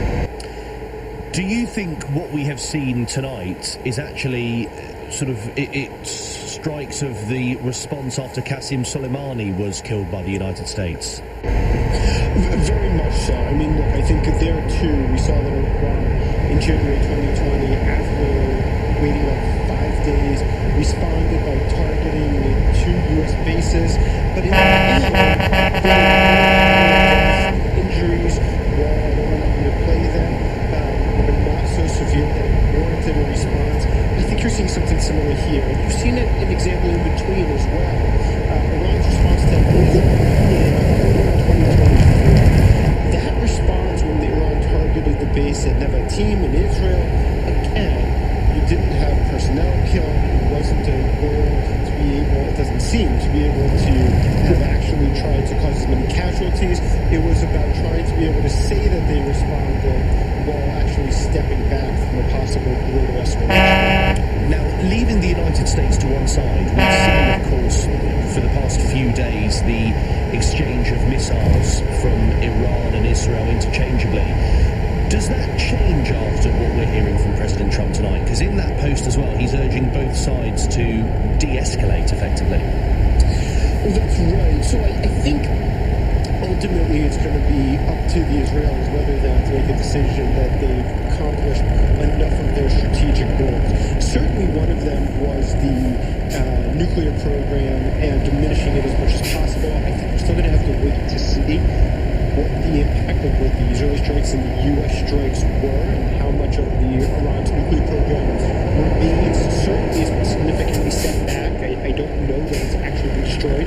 And the second goal was to really impede and undermine Iran's ballistic missile program. And I think there, too, you've seen a level of success.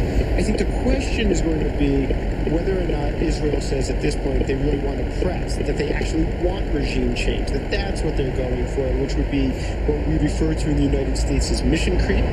We saw this happen in Iraq. It doesn't usually end well without a very concrete, clear strategy. And so I think President Trump wants to truly return to some sort of diplomacy, whether that's possible or not. I think it's not a surprise to see him calling for not only for the U.S. to de-escalate, but for all parties to take a step back. With Benjamin Netanyahu, he of course enjoyed considerable support from President Trump with regards to his actions against Iran, and the two were very praiseworthy for each other. But I come back to that post again. Given he has urged Israel to show some restraint, sort of words to that effect, is this now a sort of case of who blinks first between Benjamin Netanyahu and the Ayatollah or his senior commanders? I don't know if it's who blinks first. I mean, both Israel and Iran are struggling a little bit. Iran clearly is struggling in terms of Israel's capabilities to just strike them over and over again, which we've seen. Its air defenses are gone, and the ballistic missile attacks are not nearly as intense. In fact, every single Iranian ballistic missile attack, the number of ballistic missiles fired at Israel simultaneously has decreased. And that's quite important because by not having them firing together and being able to overwhelm the Israeli defense system, it lessens the likelihood that Iran can do damage in Israel. At the same time, there's significant reporting from the Israeli side that the number of interceptors that they have is really at a critical point, that it's quite low. And so, yes, it might be a bit of who blinks first, but I think it also could be both sides need to take stock of whether or not it makes sense, even in their own interests, to continue this. And frankly, after Trump's bombing of Fordo, you got to imagine that U.S. leverage toward Israel has never been higher. So it's also possible that behind the scenes, maybe there's some cajoling that can happen. And that's important because while it may not be true, Iran oftentimes really does believe that anything the U.S. does, anything Israel does, the U.S. is behind it. And so I think there's a number of machinations going on here.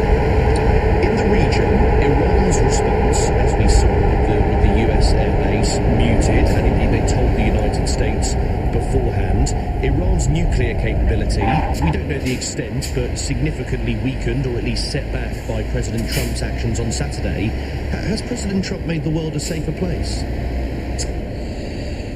I think it's certainly possible that he has. I think it's too early to know. I think the reality is Iran is going to have to make a determination about whether they're going to reinvest quite literally billions to try to rebuild their proxy network, whether they're going to reinvest what is probably estimated to be about $500 billion to rebuild their nuclear program, and that includes both the cost of the nuclear program itself and revenue that they forego because of sanctions on the nuclear program.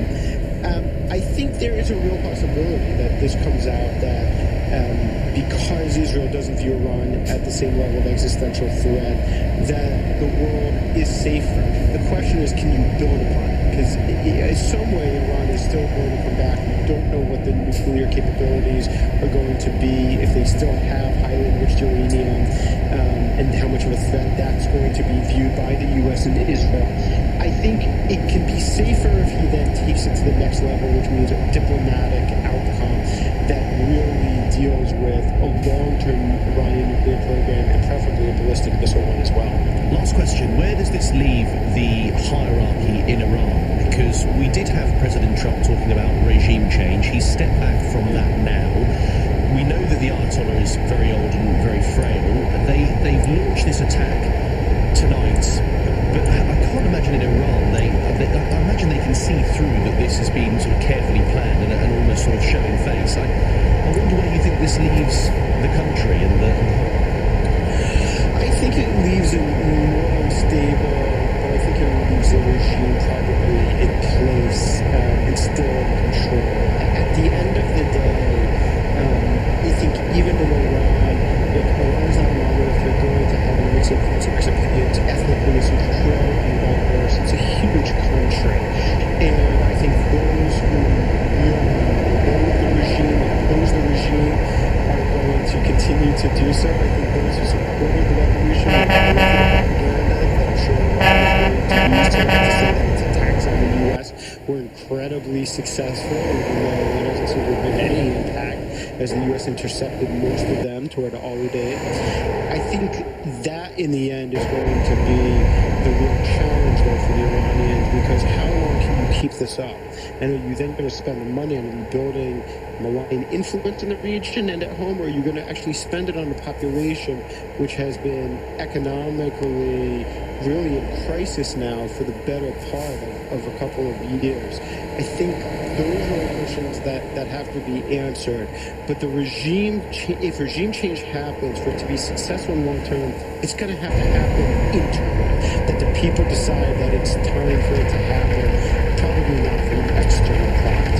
Thank you. Jonathan Pelikoff is Director of the Atlantic Council's Middle East Security Initiative, who served as the Deputy National Intelligence Officer for the Near East at the US National Intelligence Council. Past 11 news breaking at this time. Donald Trump has put a post on his Truth Social. Congratulations to everyone. It has been fully agreed by and between Israel and Iran that there will be a complete and total ceasefire, brackets, in approximately 6 hours from now, when Israel and Iran will have wound down and completed their in-progress final missions. For 12 hours, at which point the war will be considered ended. He goes on to say, officially Iran will start the ceasefire, and upon the 12th hour, Israel will start the ceasefire, and upon the 24th hour, an official end to the 12-day war, all in caps, will be saluted by the world. He says, during each ceasefire, the other side will remain peaceful and respectful on the assumption that everything works as it should, which it will. I would like to congratulate both countries, Israel and Iran, on having the stamina, courage and intelligence to end what should be called the 12-day war. This is a war that could have gone on for years and destroyed the Middle East, but it didn't and never will.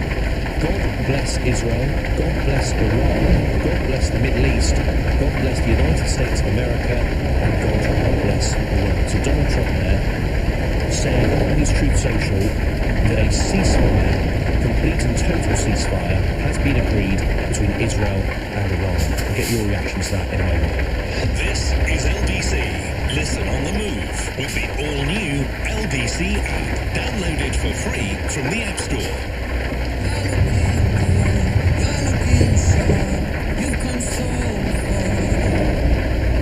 I've just given the Gillette Labs razor oil, and it's smooth, vibrant lasting blades, and it's got a flex disc that's my gorgeous face. Done in no time, and it goes back on its magnetic stand for a finish almost as good as one of mine.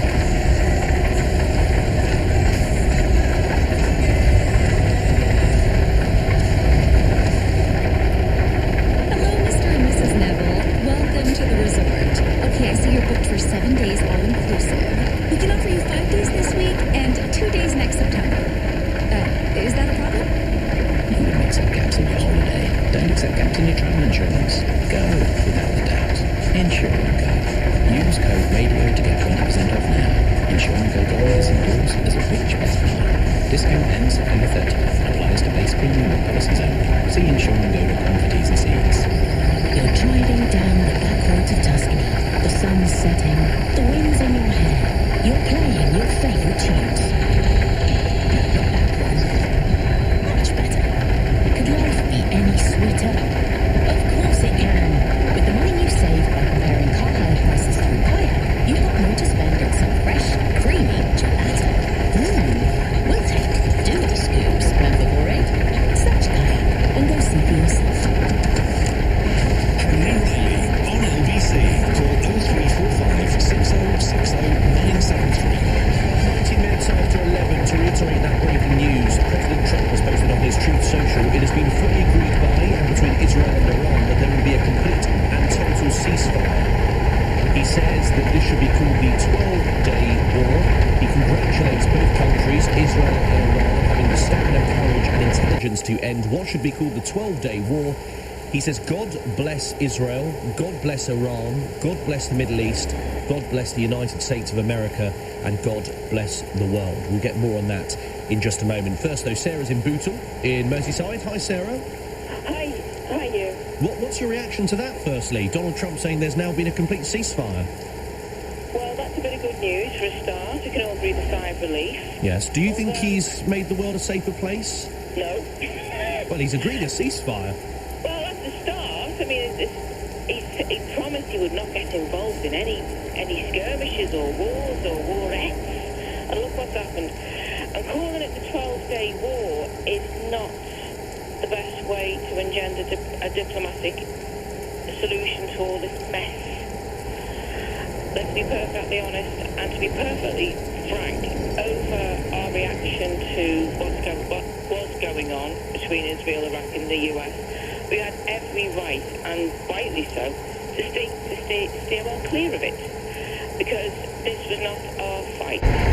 We were not directly threatened in one iota, regardless of what the Tories or the right-wing press say. I seem to remember when the Vietnam War was going on, I think it was Johnson.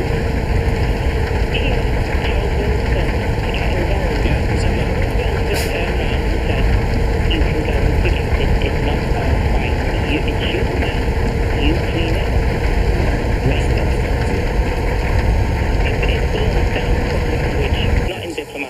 Brutal language. No, Merseyside language, dear boy. Merseyside language.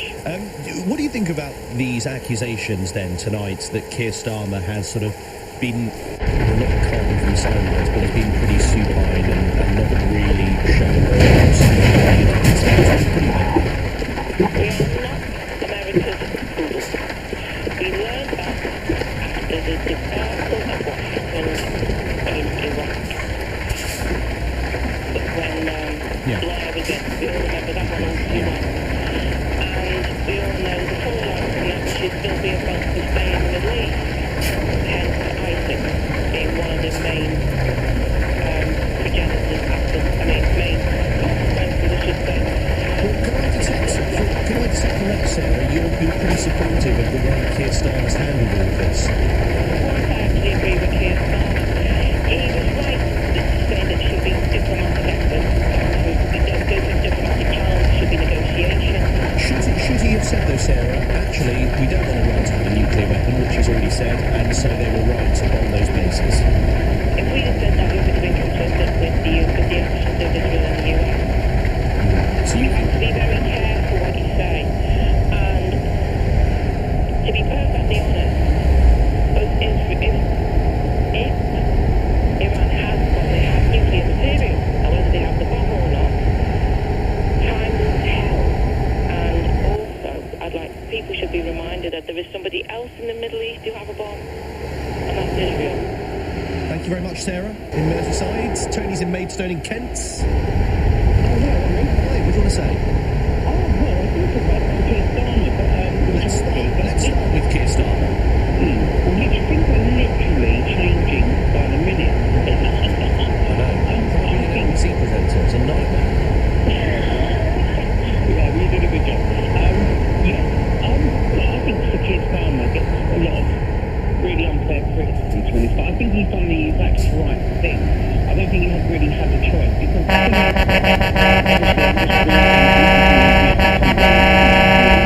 you should be on the ABC app. Oh yeah, I'm always on that, don't you worry about that. But you wrote for the news just before the break. And I was thinking, God, because, so I think Sir Keir Starmer got a lot of unfair criticism, to be honest. But can I be forgiven to think that you read out Trump to get on these Truth Social? You're not on there? You're not got an account on Truth Social, Tony? No, because it's not true, is it? But the thing is, right, the way he did, can I be forgiven to think that what he said is a bit funny? Because I think so, because he said it's a great thing, there's going to be a ceasefire. I really hope there is going to be a ceasefire.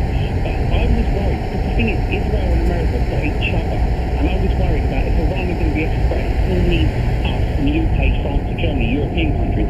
That's where we would worry about, like, terrorist attacks or stuff like that could happen, because it would be very difficult to do in Israel.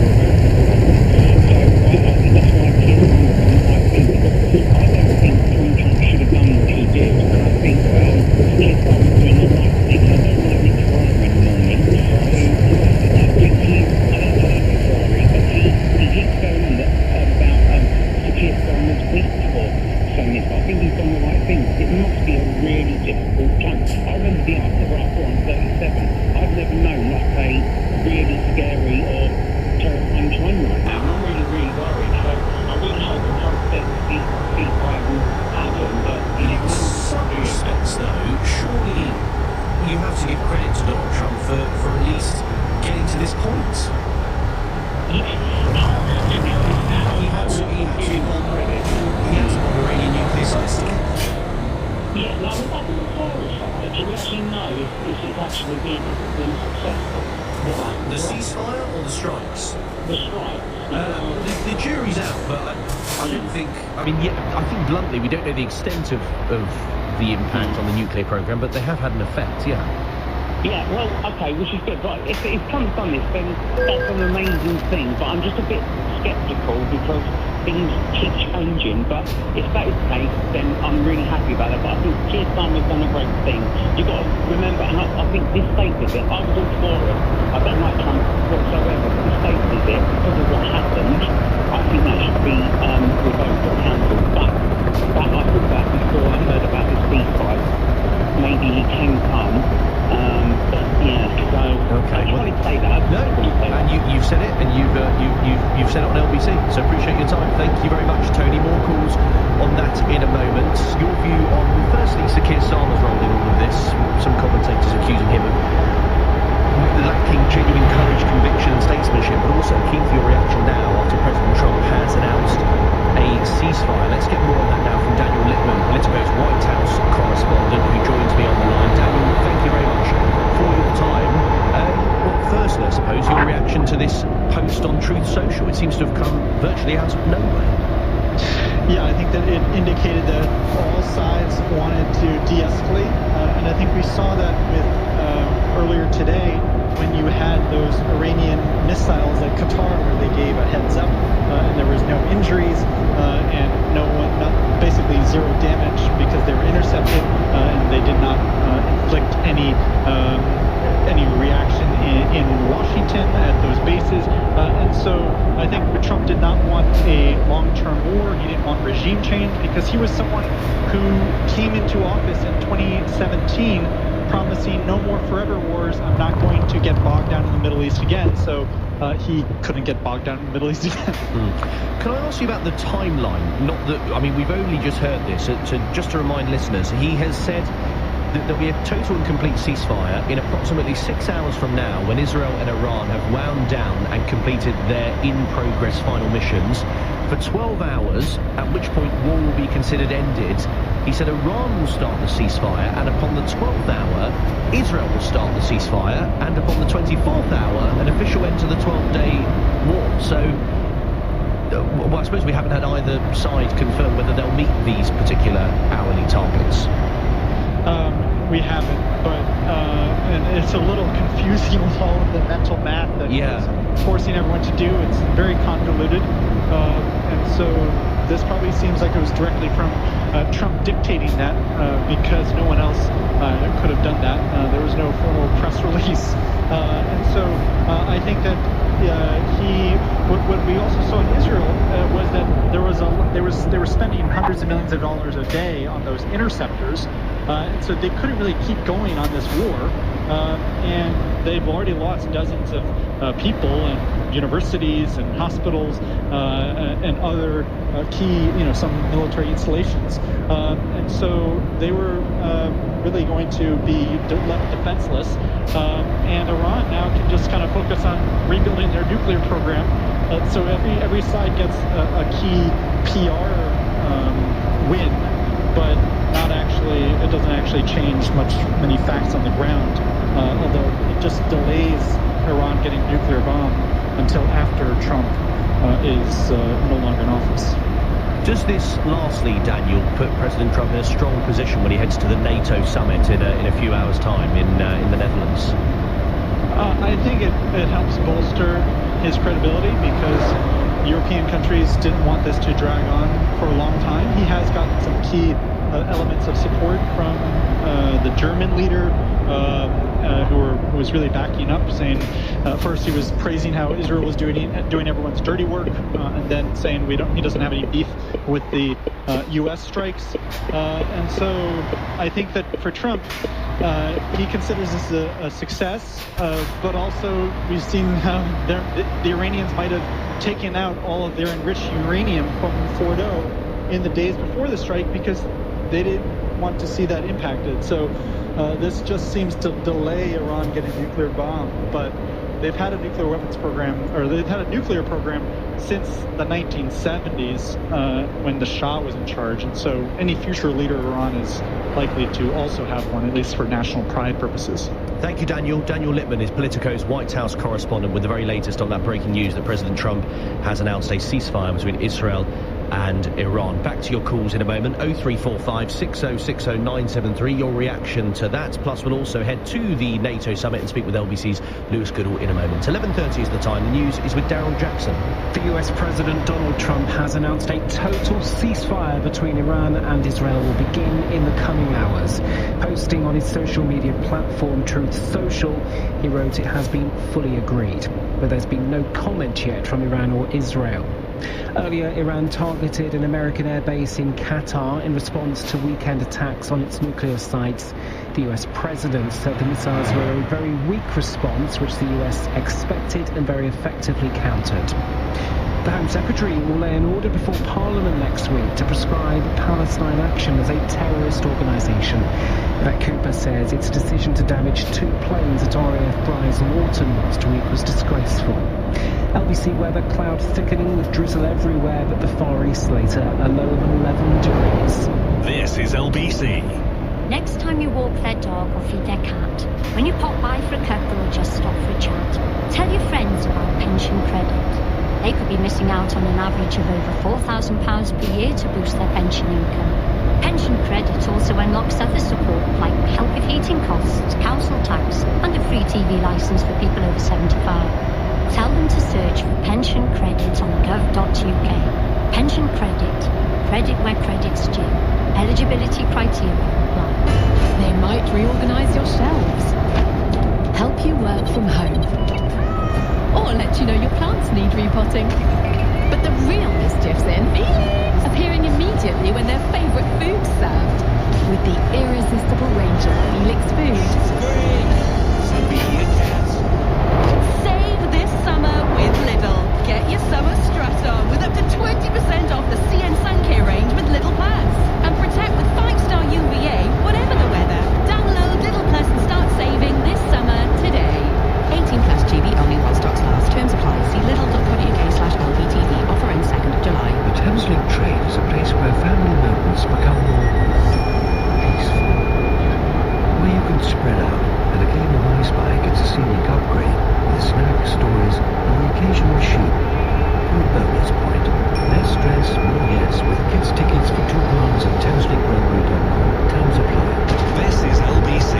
Message Henry Riley on WhatsApp now. 0345 6060 973.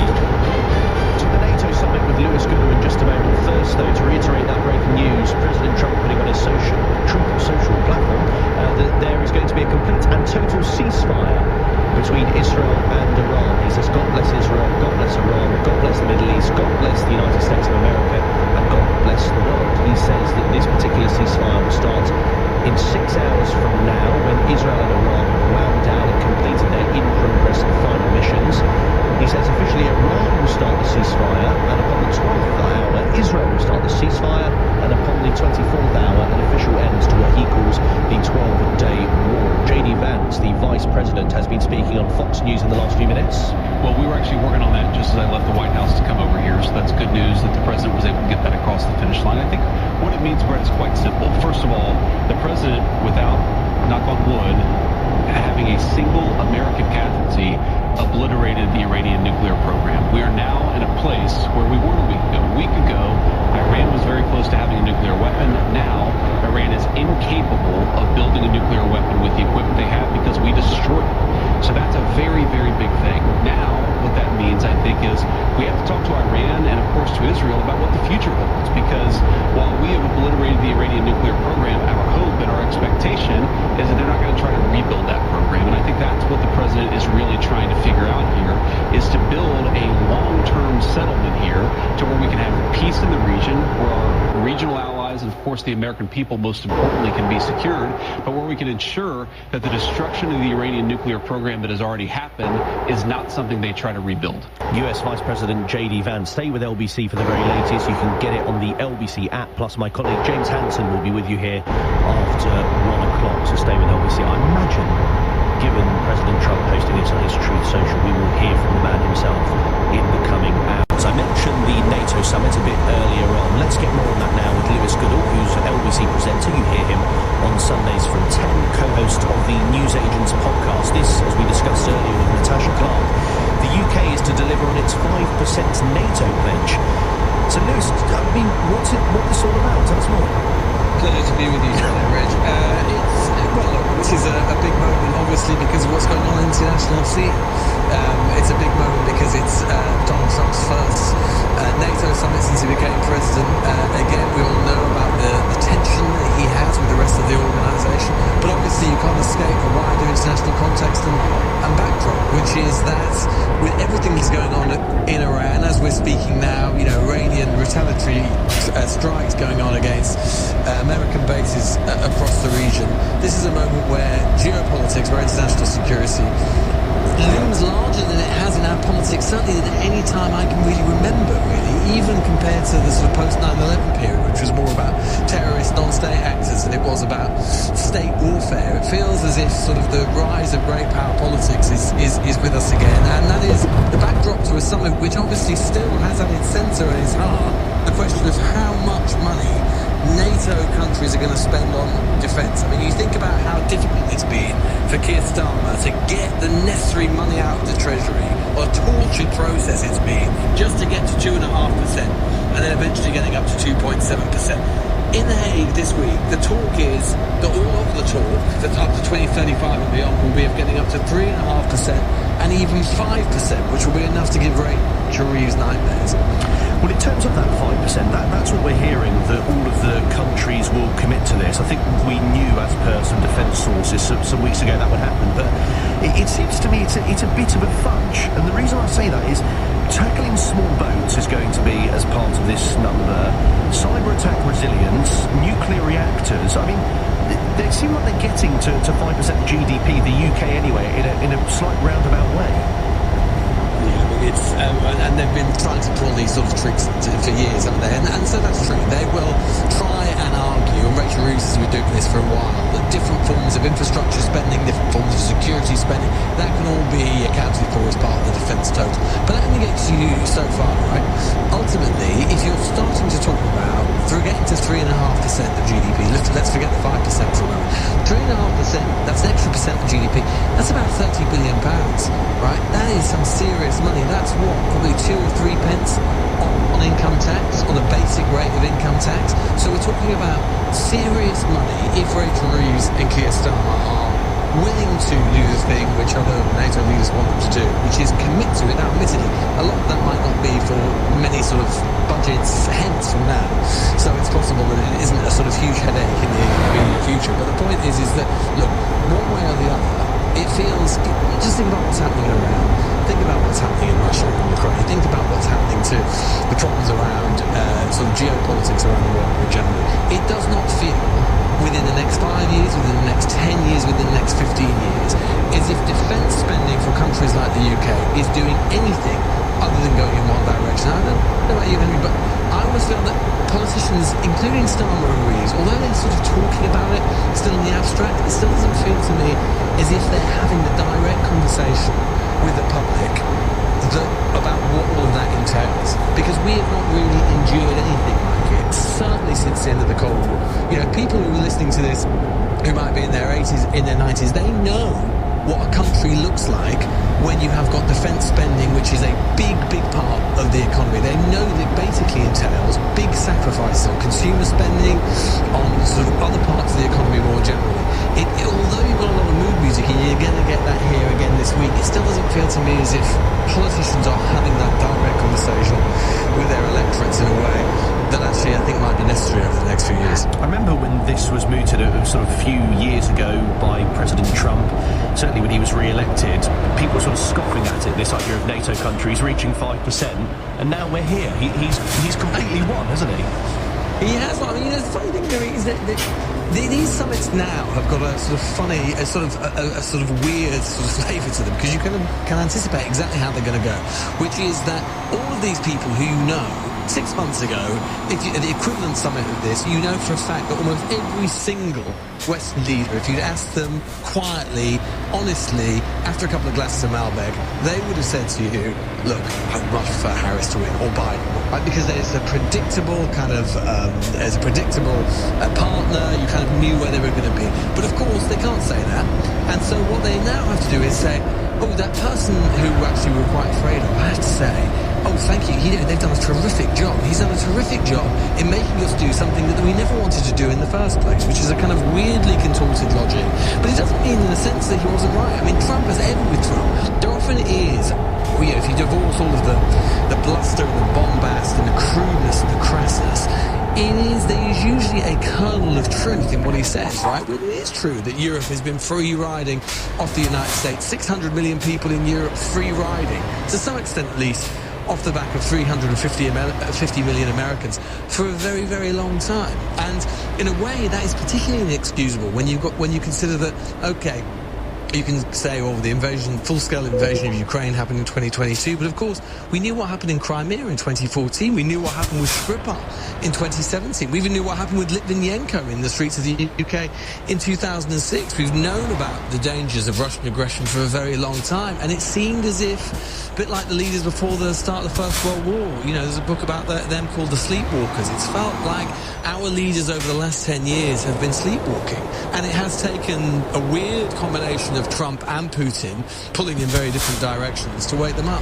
While I've got you, Lewis, I was watching your conversation with the business secretary, Jonathan Reynolds, who was on your show on Sunday. I mean, you could have virtually had the same conversation today with Luke Pollard, who was on Nick Ferrari's show, again, refusing to say whether they support the UK government refuses to support what the US has done. Why is that so difficult for the government to actually come out and say, even if they don't agree, well, to speak about the means? We know they agree with the ends, but to comment on the means by which the US have done this with Iran. It's an absolutely fascinating one, isn't it, Henry? I think that what the reason is because you've got two competing impulses, and they both sit at the heart of the government, i.e. they sit with Keir Starmer. I think on the one hand, you have got Keir Starmer's understandable reluctance to alienate Donald Trump in any way. He knows how quixotic he is, he knows that he doesn't forget these things, and he knows that if Starmer were to come out and say that he didn't agree with the means, even as you say, though he agrees with the ends, that he wouldn't forget it and it would be a problem for British foreign policy. But then on the other hand, I think you have got something which sits at the core of Keir Starmer, which is not necessarily something that you say every day, because Starmer actually, as we know, is a deeply, let's just put it this way, he often wears his politics and his ideology lightly. What is, I think, though, at the core of the political being that is Keir Starmer, though, is a respect for the law and a respect for international law. Why is one of the reasons he's been so keen to prosecute the Chagos Islands deal, which on one hand seems very sort of obscure and of no political benefit whatsoever? I think because he genuinely has an attachment to the precepts and principles of international law, and I think that it sits deeply, uncomfortably with Starmer what the Americans have done on the basis that it is almost certainly completely unjustifiable in international law. Don't forget, it was Keir Starmer as a youngish lawyer who wrote in 2003 an excoriating article against Blair, saying that he had that the UN Security Council resolution, such as he had at the time, would not have within international law justified what he wanted to do in Iraq. This sits, I think, at the core of who Keir Starmer is as a sort of man and as a politician. So I think you've got these two conflicting principles, and as a result you end up with just a mess, a muddy mess of the kind of not really saying one thing or the other that you heard from Jonathan Reynolds on my show yesterday, that you heard as well as you say this morning from Luke Pollard, where the government line is basically, well, we didn't think it was a good idea until we thought it was a good idea, and now we're saying that there definitely shouldn't be any version of it that happens again. But if it did happen again, of course, well, we reserve the right to make our judgments about that at that time. Right? It's just completely clear as mud, and as a result, you'll hear a lot more about, and as a result of that, you'll essentially have a situation where the government tries to, as it often does with the Trump administration, keep their head down. Lastly, Lewis, just keen to get your thoughts on what we've seen with regards Iran attacking that US airbase in Qatar. I mean, because it seems like the damage has been pretty minimal. There's even some reports that the US knew. We know Qatar certainly knew. I mean, is President Trump going to have to act to save face? Well, I think, as you say, it will come down to how much the Americans knew about it and how much they think this is the Iranians doing the minimum that they need to do. I think everyone expected that there would have to be some sort of response in terms of the American military assets nearby. That doesn't mean, of course, that precludes a further response from the Trump administration to it. I think what many people have been more worried about, the direct Iranian military response, which is going to be limited because their armaments at this point have been pretty degraded, are two things. If they do anything in terms of international shipping in the Strait of Hormuz, which would definitely necessitate an American naval response, and indeed, and this is, I think, the thing, if you talk to security people, the thing they really worry about, because it's the thing that maybe doesn't happen today and it doesn't happen tomorrow, maybe it happens in 6 months or 12 months,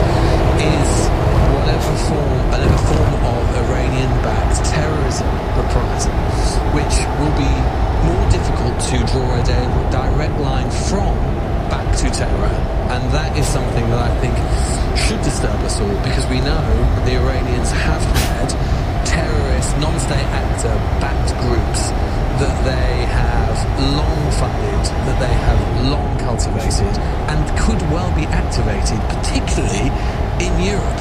And that is something that I think doubtless as well, in terms of when we're thinking about how Starmer is responding to it, the British government is responding to it, that is something that is doubtless absolutely at the front of their mind. You're at The Hague, aren't you, Lewis? I mean, clearly the international community's been listening to what I've been telling them about your actions over the years. Are you confident that you'll make it back to the UK? Look, I'm pleading not guilty, Henry, and that's always been my position, and I'm going to stick to it. That's Lewis Goodall, LBC presenter, co-host of the News Agents podcast. Spoke with him a little earlier before we came on air, hence why some of the discussion about Iran was slightly beforehand, because of course we've had that news from President Trump, which we'll continue to keep you updated with, that he is saying there has been a complete ceasefire agreed between Israel and Iran. Continue to take your reaction to that. 0345 6060 973. Nick Ferrari at breakfast on LBC. As Iran promises to hit back at the evil and illegal Satan of the United States, what could that mean for its allies? All of us are very concerned about the nuclear program that Iran is developing. Also completely recognise Israel's right to self-defence, but the principle is that we need to de-escalate this. Could terror return to the streets of London or elsewhere in the UK? Just one question for Sir Mark Rowley when he appears with me, Nick Ferrari. Call the Commissioner tomorrow morning from 7. Nick Ferrari at breakfast. Listen on your radio, on Global Player, and the new LBC app. In the time it takes to unsend a risky text, you could find out if you're one of the Jaguar or Land Rover owners that's owed compensation. Visit claimsforcars.com. Answer a few easy questions and you'll find out in seconds. If your car has a faulty DPF filter, you could have a claim. Claims for Cars is helping people get back thousands on a no-win, no-fee basis. Get the answer in seconds at claimsforcars.com. I've had a few. Jimmy was my first. He was gorgeous and gave me so much space. Then there was Lorenzo. He was exciting, but also reliable. Elvis is my latest. I love him the most. He makes me feel so warm with his heated seats and steering wheel. It might sound strange to love a car and name them, but it's not just me. Almost every Honda Jazz owner stays with the Jazz and buys another. True love starts with a test drive. Honda, the power of dreams.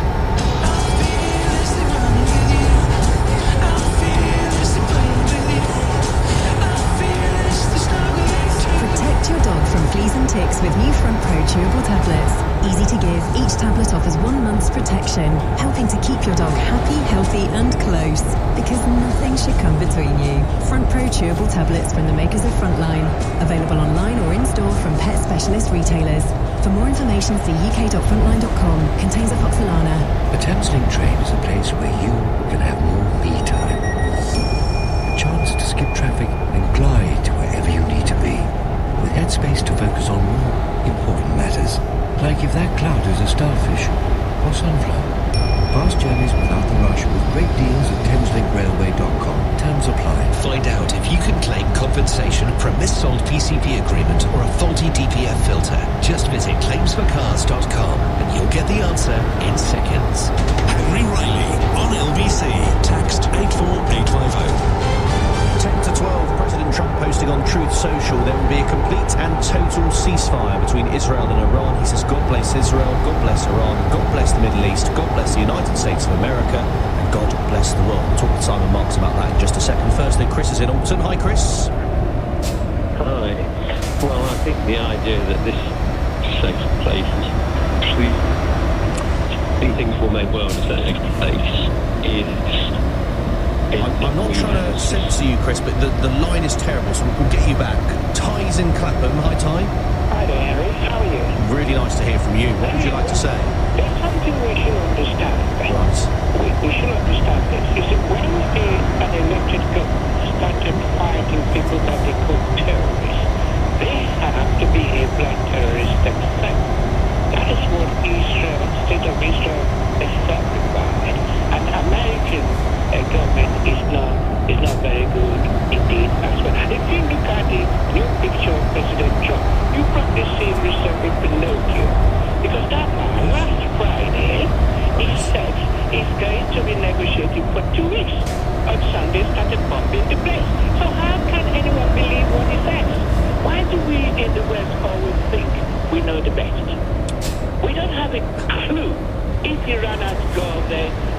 But on the face of it, Ty, he's broken this ceasefire, hasn't he? It was a ceasefire.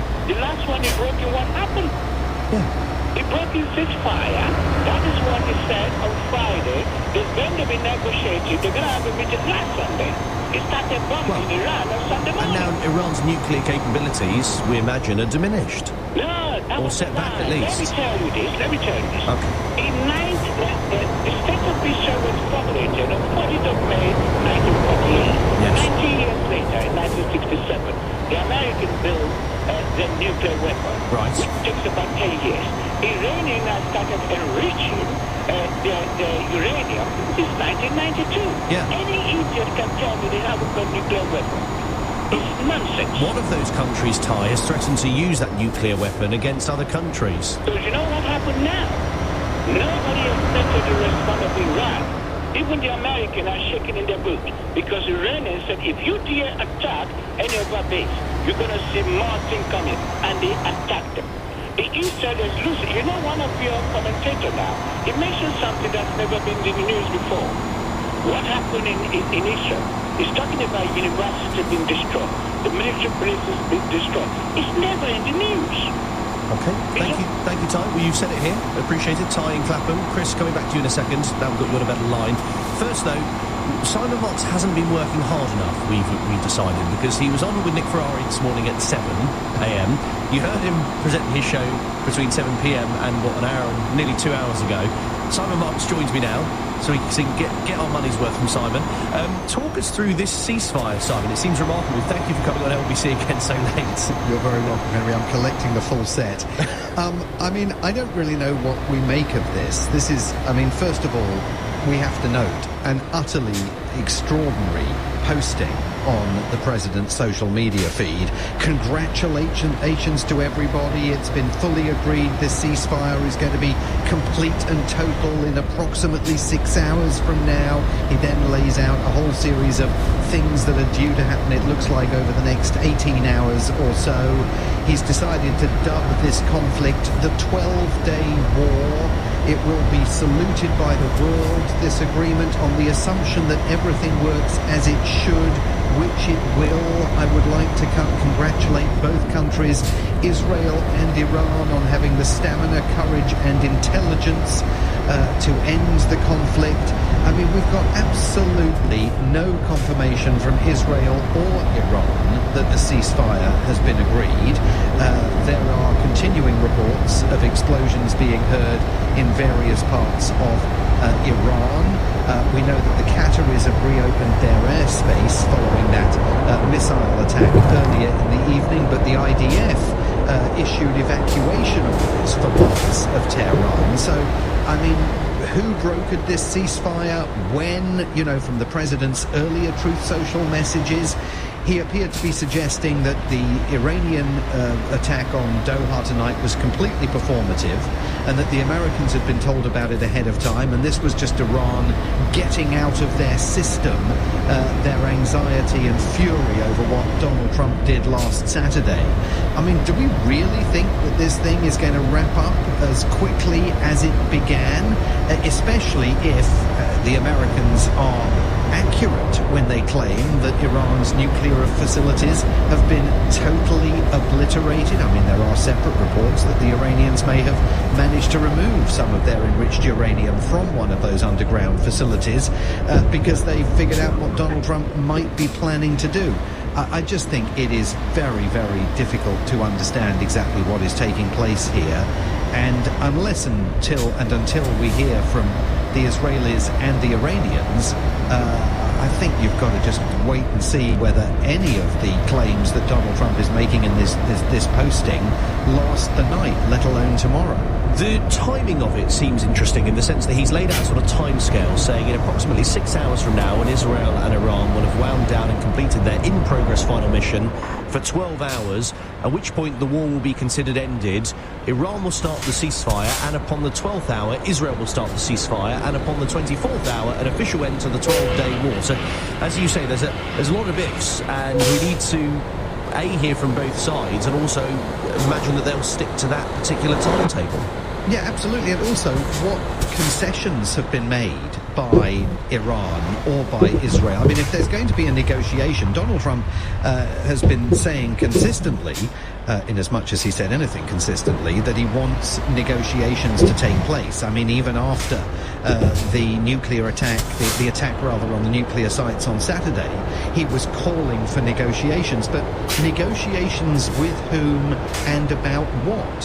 Has he secured the unconditional surrender by Iran that he was demanding? Has he secured any kind of commitment by Iran completely to abandon efforts to build a nuclear weapon, as of course he has been demanding? What has Israel agreed to in all of this? And why would Benjamin Netanyahu, at a moment when he has been trying to push for regime change in Iran, something that Donald Trump began flirting with last night on social media, why do we think the Israelis would suddenly agree to fold their tents and walk away? Or are the Israelis and the Americans simply concluding they've done away with Iran's nuclear facilities, they did what they wanted to do from day one, that was always the plan, and as Donald Trump's top lieutenants were saying on Sunday, this was never about regime change, this was just about trying to combat Iran's nuclear ambitions. I mean, because the Trump administration has basically said all things to all men over the course of the last 8 days, it's very difficult to read this statement and accept what it's saying, on face value. But, maybe he's brokered a ceasefire. But again, unless we hear from the Iranians and the Israelis, it's very difficult to know what's going on. Permission to get some sleep now, Simon. Thank you. Simon Marks is LBC's Washington correspondent, currently in London. Chris is in Alton. Hi, Chris. Hi. Better line, I hope. Yes, much better. I think the idea that any of this is making the world safer is for the birds. But basically, in order to make the world safer, we need to have more countries accepting international law and using diplomacy to settle disputes. And all of what's been going on in the Middle East in the last couple of years has just been the complete shredding of international law, and the illegal bombing of Iran is just another part of that. Iran weren't attacking anybody. Iran hasn't attacked anybody. The idea... Well, they're enriching uranium at pretty high levels, Chris. So what? Well, they could do 9 nuclear warheads with that particular level of enrichment. No, they can't. They need 90% to do that. No, and that's not what the IAEA said. It's because Donald Trump, in his first term, tore up the agreement which Iran had negotiated. I agree, back in 2015. From the point of view of Iran, in 1953, their democratic government was undermined by the CIA because Britain asked the Americans to do it because the Iranian government was demanding that British oil companies opened their books so they could see whether they were paying their royalties that they'd agreed. So the Americans destroyed their democracy and imposed the Shah, who then ran a quite repressive regime that executed loads of people. Then they had a revolution, threw out the Shah, and then the Americans sponsored the Iraqis to attack Iran. They funded Saddam Hussein to attack Iran. Then Iran watched the Americans turn on Saddam Hussein and eliminate him. They destroyed the regime in Libya. They've supported Israel in a completely illegal occupation of the West Bank and blockade of Gaza. And so it sounds like, from what you're saying, it's not worth the truth social words that it's written on. Chris, thank you. Glad we squeezed you in. Chris there in Alton having the final say. After the news, Palestine action and the government right to prescribe them. On your radio, on the LBC app, and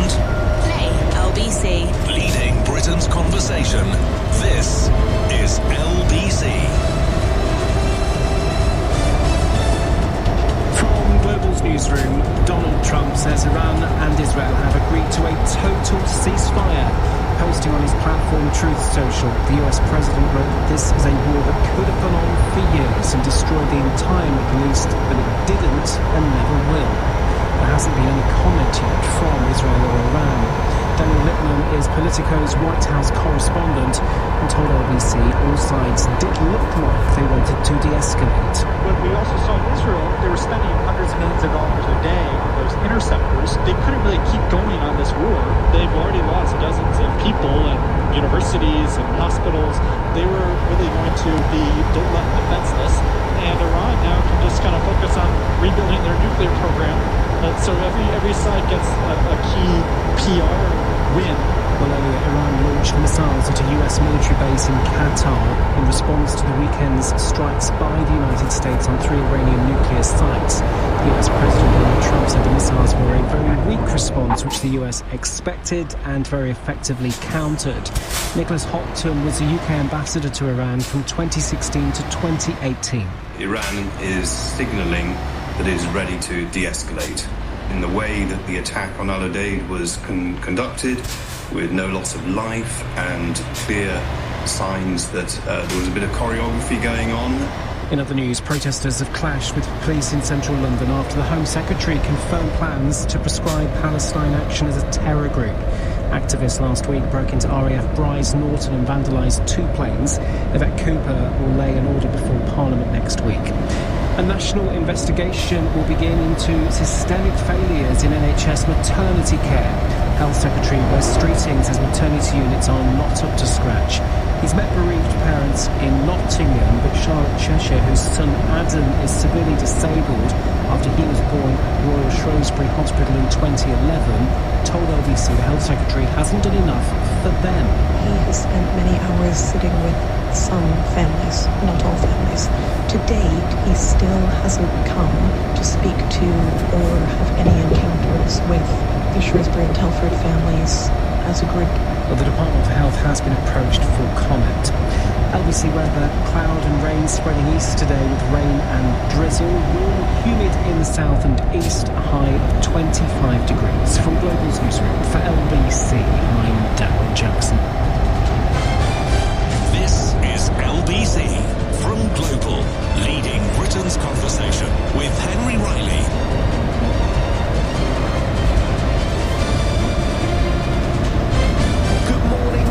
Past midnight is the time you're listening to Henry Riley with you here on LBC. We're going to move away from events in, well, not just Washington, but the Middle East. We will continue to bring you the reaction this hour to the news that Donald Trump is claiming that a ceasefire has been broken between Israel and Iran, though we're yet to hear from those countries. This hour, though, I want to speak with you about Palestine Action, and we learned that the Home Secretary has decided to prescribe Palestine Action and will lay an order for Parliament next week to make membership and support for the protest group illegal.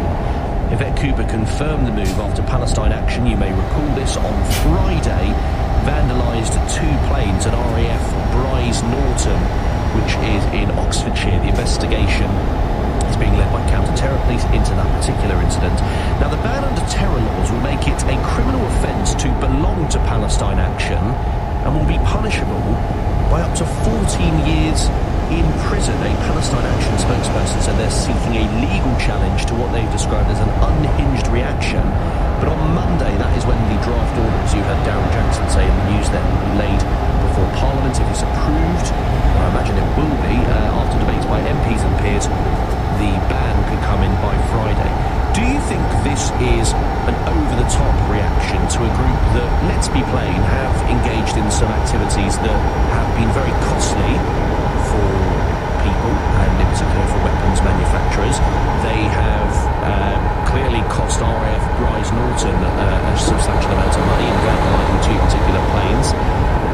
They also, with regards to their activities, had a protest in London earlier on today. Let me just play you some of what some of the supporters at that protest told LBC. I definitely will. I'll continue to support this group. I'll support them all more, and I'll get all of my friends to support them, because this is an absolute outrage. No matter what they say, it won't be a terrorist organization. So I just, for me, there's also a real slippage here of the language. And this is a real attack on civil liberties. Keir Starmer himself said that the action at Rise Norton was simple vandalism. The Prime Minister said it is simple vandalism. Simple vandalism isn't terrorism. Now, someone who thinks they should be banned is Lord Warney, who used to be the government's independent advisor on extremism. I spoke with him yesterday about the group. Palestine Action has been waging a campaign of criminal sabotage for years now. This is not simply them turning up last week and throwing some paint. They have caused millions of pounds of damage. There are cases that are going through the judicial system at the moment which involve serious violence against individuals, and they have been operating as a criminal enterprise that has been trying to intimidate and cause damage to influence public and political opinion. That's Lord Warney. Let's speak now with Raj Chadha, who's partner at the leading criminal firm Hodge, Jones and Allen. Thank you very much for joining us. Your reaction to this move from the Home Secretary? Good morning, Henry. Morning. I think it's an outrageous move by the Home Secretary. The terror legislation has been used to prescribe widely organisations that are involved in terrorist activity. Al-Qaeda, ISIS, people that have sought serious violence or used explosives, things like that we understand to be terrorism. I went through all 81 organisations that are prescribed at the minute. None have ever been prescribed because they are direct action protest groups or have only been involved in criminal damage matters before. This is quite simple. Why do you imagine the Home Secretary has made this decision then? Well, I think that we are living through a different age where we've become less tolerant of such actions. 20 years ago, there was an action in which a group of activists invaded a airfield that was using warplanes that was going to go to the Second Iraq War. They were going to damage those planes. During the course of that case, the individuals were convicted and they were given a conditional discharge, the lowest penalty in criminal courts. And that has now been transported into terrorism. It's an astonishing change in 20 years. Is there not an argument, though, that they have compromised national security with the break-in at RAF Bryce Norton? What you should really ask about that incident is whether there was a security guard with a fence that could have prevented this. Not that you need terrorism legislation to prevent two activists going up in a scooter and throwing paint onto a warplane. They are still infiltrating a RAF base, though. What is the solution to that? Think about, you may say that it is criminal damage, you may say that it should be a criminal offence, but the solution is not simply that. They are deeming it to be terrorism. So if you were to say tomorrow, if the legislation were passed, I support this, you would be subject to being a terrorist yourself and potential imprisonment of up to 14 years. So this is not a issue where you can simply say, well, I don't think they should be doing that. I think there should be sanctions. There can be sanctions under the criminal law at present. What they're talking about is deeming it to be terrorist. Can you imagine when this legislation was brought in 2000, when we were worried about mass attacks and chemical attacks? Do you really think the framers of the legislation thought that it was going to be used against a direct action group for throwing paint? And you obviously think not, which I do understand. Yvette Cooper, though, and indeed government ministers point to the fact that there's, I think the Times put the figure of £55 million. I've got no idea what the real figure is, but clearly they have caused millions of pounds worth of damage. Why should we allow that to persist? But again, nobody has indicated that it should be allowed to persist. Those matters are going through the courts, and some individuals may well face lengthy prison sentences. But if you have a group that's coming together on a weekly basis, Mr. John, however they come together and it's just planning what James Cartledge, the Shadow Defence Secretary, calls sabotage, why wouldn't you act? But to deem it terrorism? And again, why is it that we've changed, that mass change in 20 years. But of course, the barrister who represented those individuals 20 years ago was one Keir Starmer. How have we changed so that same individual is now Prime Minister leading the charge for prescription in these sorts of cases? What do you make of the implications of this? I referenced earlier on that 14 years in jail for going to a meeting is a sentence you could receive as a result of this prescription. You could get, I read, 6 months in prison for wearing a badge or sort of having a garment that has Palestine Action as well as a fine. Amnesty International have called it overreach, but your thoughts on those sentences? I think it's incredibly worrying. And it's incredibly worrying because of the calls that I've already received today from other protest groups. What does this mean for us? What does it mean for future protest action? And we are meant to be a beacon of liberal democracy. The UK cannot call itself out tonight. You referenced those other protest groups, the likes of Just Stop Oil and Extinction Rebellion. I know actually in those two cases they've sort of scaled back their direct action, but there will be, I imagine, environmental groups that will pop up again that have similar means to achieve their goals. I mean, what's the message to them, do you think? Well, I think the message that the government is sending to all protest groups is that they don't tolerate protest. And protest is meant to be the lifeblood of our democracy. And as an example, I use what happened today during the course of the protests about the ban. So it is said, in a democratic society, you should contact your MP, it should be for Parliament to decide these matters, and you can lobby Parliament. And yet, the protest about this was banned outside Parliament. So if you wanted to make your voice heard, if you wanted to lobby your parliamentarian to say, do not do this, we want our voice to be heard outside the seat of our government, the Metropolitan Police banned us from doing it. I understand your points about the direct action tactics, and no one wants to see that completely outlawed, or I certainly don't want to live in a country where that is outlawed. But if you look at two specific instances, one cited by the Home Secretary, Yvette Cooper, what she described as vandalism on a Jewish-owned business last month that Palestine Action claimed responsibility for. There was also a police officer taken to hospital after being hit with a sledgehammer. I mean, there's direct action and there's downright idiocy, isn't there? There is, and I think some of those actions are going through the courts at the minute. I don't think it's appropriate for me, and I don't think it's appropriate for the Home Secretary to have commented on those incidents. I think, again, if those issues have happened, then it will be for the courts to decide, and anyone that's used violence, such that individuals are injured, there will be lengthy prison sentences for it. It still does not justify the type of approach that the government is now proposing. I know you're not a parliamentarian, but it looks like, based on the sort of arithmetic of this, it will probably pass quite comfortably. The Conservatives and Labour are very much in favour of this. I imagine you will think it's a pretty dark day on Monday when if this does get passed, it will soon become law. Well, I think it's a pretty dark day, but I think it's pretty clear that it's going to be challenged.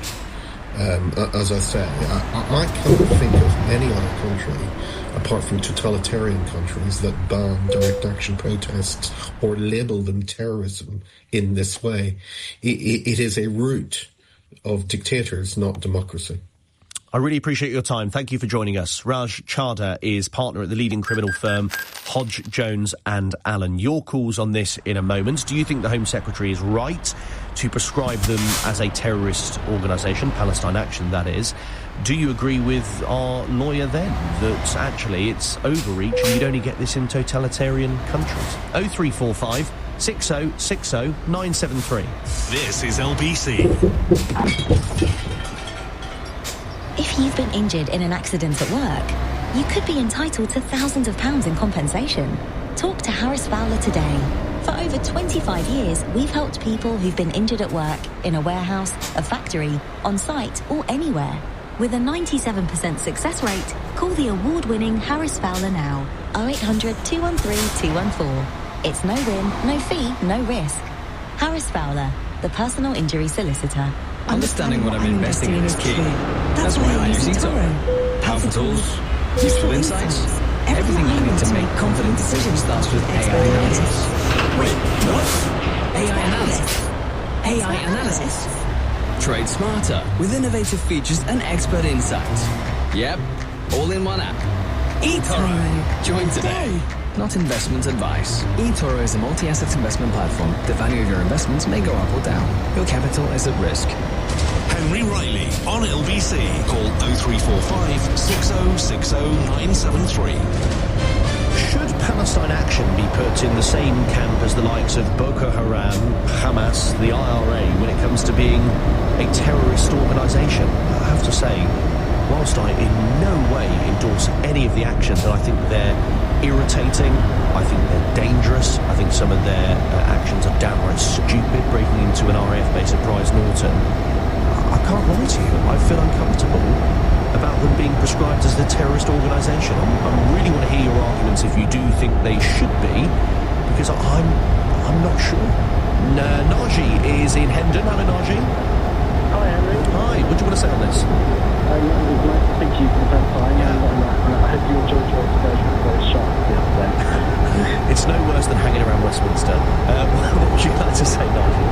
No worries. I do support kind of much of the principle and the feeling behind this decision today. You know, even though I'm not lost on some of the question marks with it, you know, the one you just mentioned, and, you know, broader issues such as why prescribe right now, why not other similar groups like Youth Demand, Just Oil, ER, and so forth. But that said, it seems to me there's no reason why this decision on its own terms is completely wrong in principle. And there's a couple of reasons, if I may, for why I say this. Okay. And first, I've been hearing objections against this from their members today, because they say terrorism somehow only involves physical violence against people. And I've been prejudiced when I heard that. I think for people who seem so sure of some traditional definitions like genocide, they must at least take 10 seconds to look up the word terrorism. And of course, that definition is very broad and broad, but it captures not just serious violence against the person, but also serious damage to property, or serious risk to public safety in order to influence a government in political or ideological thought. And obviously, they've just been cases like this, effectively the Dallas institution jail and then there's national security terms, and lots of different African kind of profiles due to the taxpayer regular way. But there's a limited target of the issue to ironically have already subject to very Their tactics are idiotic in some cases. Right? I mean, if you look at RAF Prize Norton as well, one of the planes there actually goes to supply aid to Gaza. But do we really want to start prosecuting these organisations where you do get some idiots, and rightly so those who are prosecuted, but to actually ban the group, which it doesn't say on the tin really, you of course have people who are very strongly in favour of the cause of Palestine. The actual implementation of the decision in terms of the principle, they do apply general boundaries of the law and a couple of isolated cases. You know, these are repeated politically driven criminals against pretty much scattered on certain targets. And that falls squarely with the terrorists in the way that our programs would like groups go. Okay, stay there, Naji. I'm going to bring you back in. I just want to speak also to Sean, who's a new caller in Bromley. Hi, Sean. Hi. You disagree? Yes, I do. I'm a bit nervous myself. What do you say? What do you think? Okay, so basically, I don't think that actually should be banned at all, because technically these are terrorists. If they're actually is a terrorist group. Well, no, it's not. It's a state. It's a directly elected government. The ones that are like Palestinians. But it doesn't give people carte blanche to go and break into RAF Prize Norton, does it?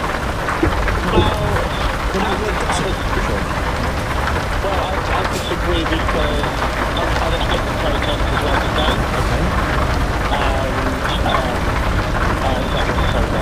That's what I'm doing. So you're in the protest today, so I get you support the cause, and I understand that. So I do get that, but I mean, they are causing a huge amount of damage, this particular group. And to say that you don't disagree with them breaking into Prize Norton, that's a naive place for them to say. I know, but you have to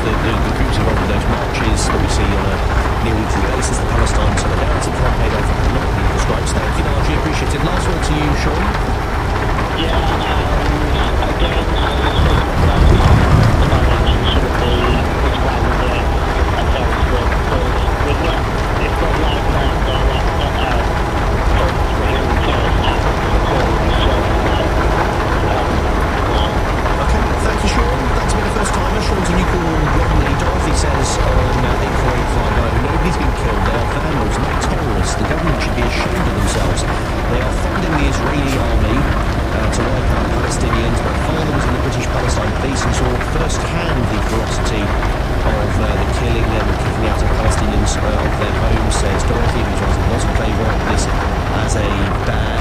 More reaction from Jonathan, who says there's direct action, there's criminal damage, and then there's causing £13 million of criminal damage to a national security asset at a time of immense volatility. That is terrorism. They have access to political means, therefore they are not freedom fighters. Annie's in Cauliflower. Hi Annie, nice to hear from you. Hi. Well, there's a long history of non-violent direct action in this country, including breaking into RAF bases. In 1982, the 4 Greenham Common women broke into Greenham Common and attacked planes in there with hammers. They got 6 months in jail for that, for criminal damage, but they were not branded as terrorists. There have been more recent ones, particularly that one that the old lawyer mentioned, where the arch-hypocrite Keir Starmer was defending those people on the grounds that criminal damage there can be a defence of it if they were doing it to stop greater harm, which is obviously what Palestine Action are doing too. So it's a terrible day for civil liberties. I think this country is moving more and more towards authoritarianism, particularly under Keir Starmer, but to some extent under the Tories as well. Keir Starmer is extremely authoritarian with his own party as well. But I think they just want, both him and Sunak wanted to just dump down all protest against, the genocide in Gaza. And particularly with these people, because the court cases that are coming up, I think what they didn't want happening was in that case that Keir Starmer was involved in 2003, which was about the Iraq War.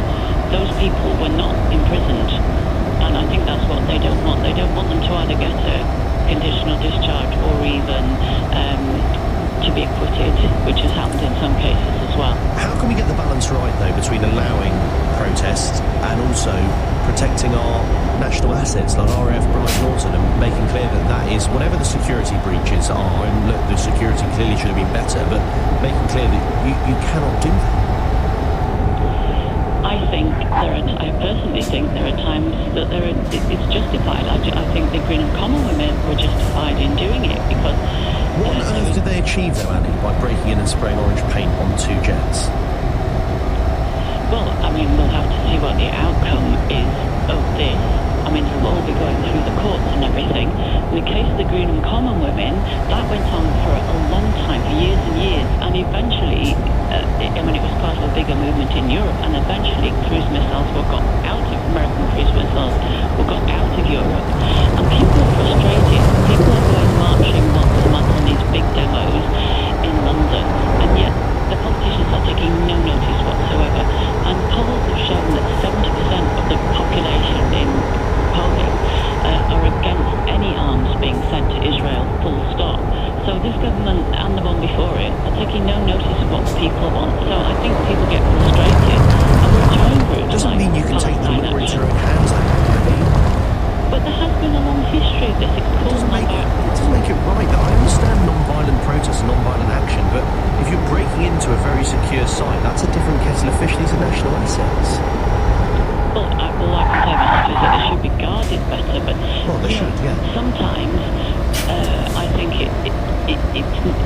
you can justify breaking the law if what you're breaking the law over is a far greater crime. What's going on in Gaza is a crime against humanity, and Netanyahu is wanted by the International Criminal Court for crimes against humanity and war crimes, and that's what they are trying to prevent.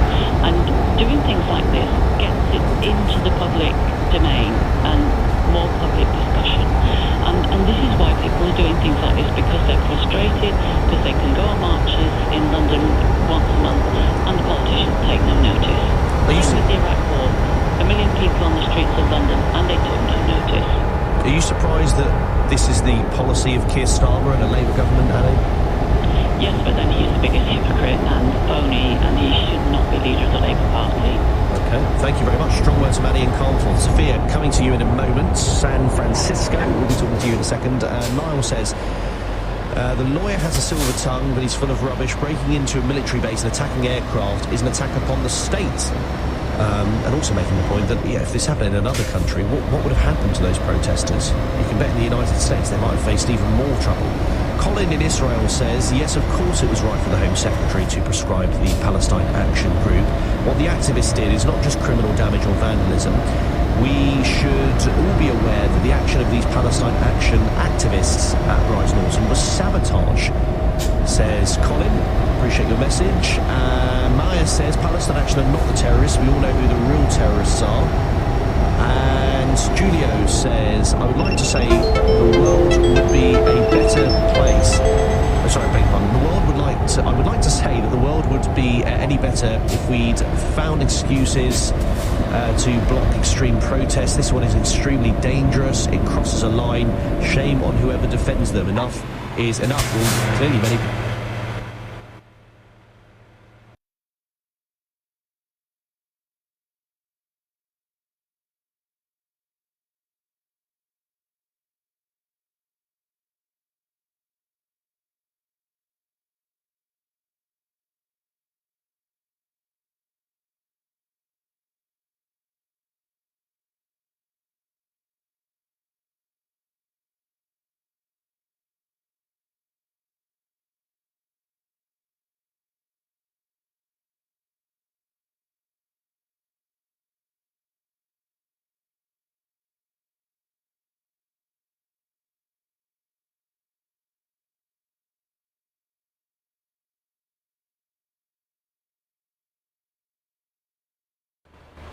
Response, which the US expected and very effectively countered. Protesters have clashed with police in central London after the Home Secretary confirmed plans to prescribe Palestine Action as a terror group. Activists last week broke into RAF Rise Norton and vandalised 2 planes. LBC weather, cloud and rain spreading east today with rain and drizzle. Warm and humid in the southeast, a high of 25 degrees. LBC. Octopus Energy. Great value and outstanding customer service. Recommended by which 8 years running. Octopus Energy. If you bought a home on a holiday park in the UK, what you thought you were getting may not be what you ended up with. From unexpected site fee increases, running costs, a huge depreciation in value, many owners feel they've been missold. If you think this might be you, holidayparkadvicecentre.co.uk could help you receive the compensation you're entitled to. Text ASSIST to 78900 to find out more. That's ASSIST to 78900.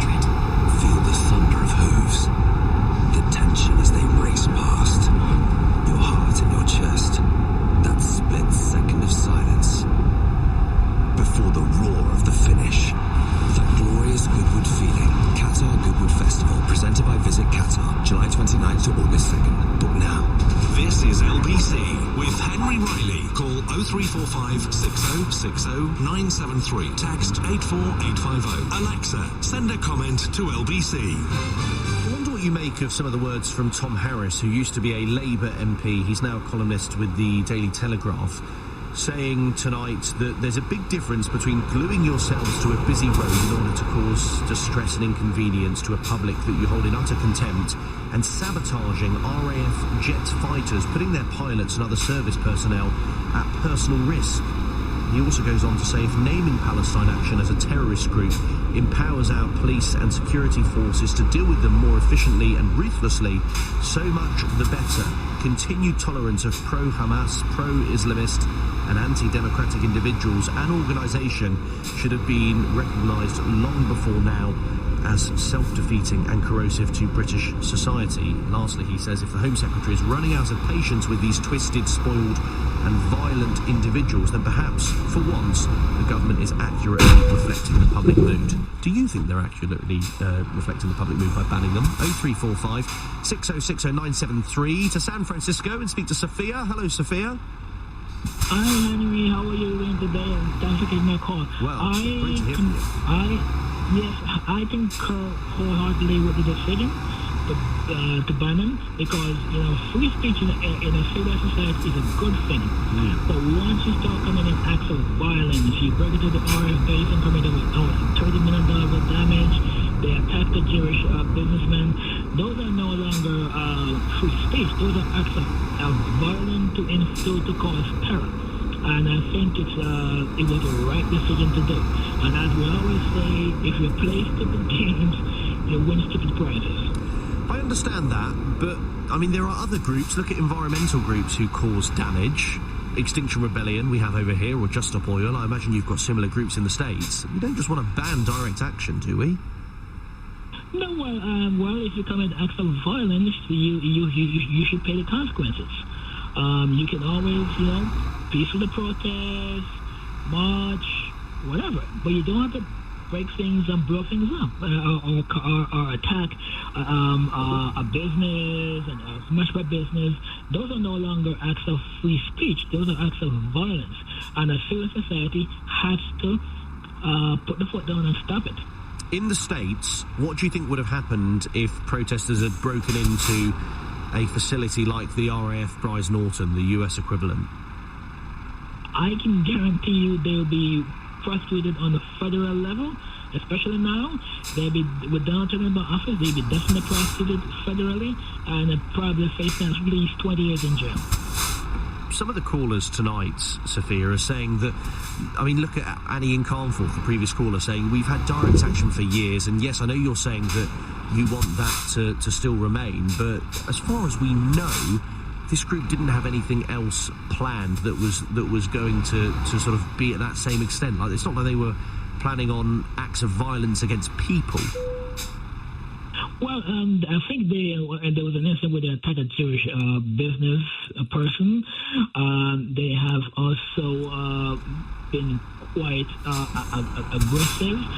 Look, I know, but aggressive doesn't mean you should be banned, though, Sophia. No. I'm not. I'm talking in terms of violence. Free speech, yes, but we're talking of violence now, and that's no longer free speech. And I guarantee you, if they had done that in some other countries, but they were violent towards a jet, which I agree is not great for our national security. But it's not like they're going around harming people.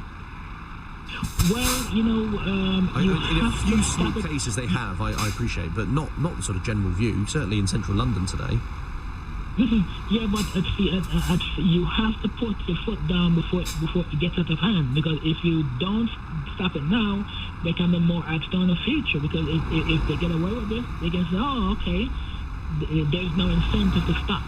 Okay, thank you, Sophia. Nice to hear the view from the States. Jonathan's in Greenwich. Jonathan. Oh, hi, Henry. Hi. What do you want to say? I agree with your previous caller. Although I am sympathetic with the cause, and with the idea of direct action, they have committed criminal damage.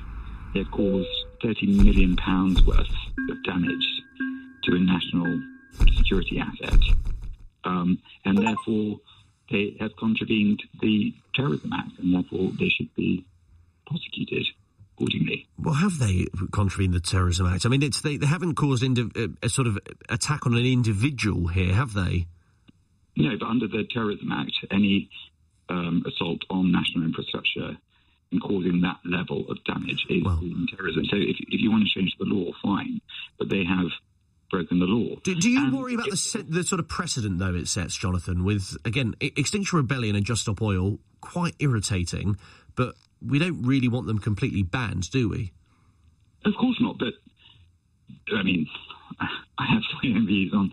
Well, yeah, sure. Particularly when they hold up ambulances, yes, which I think should be outlawed.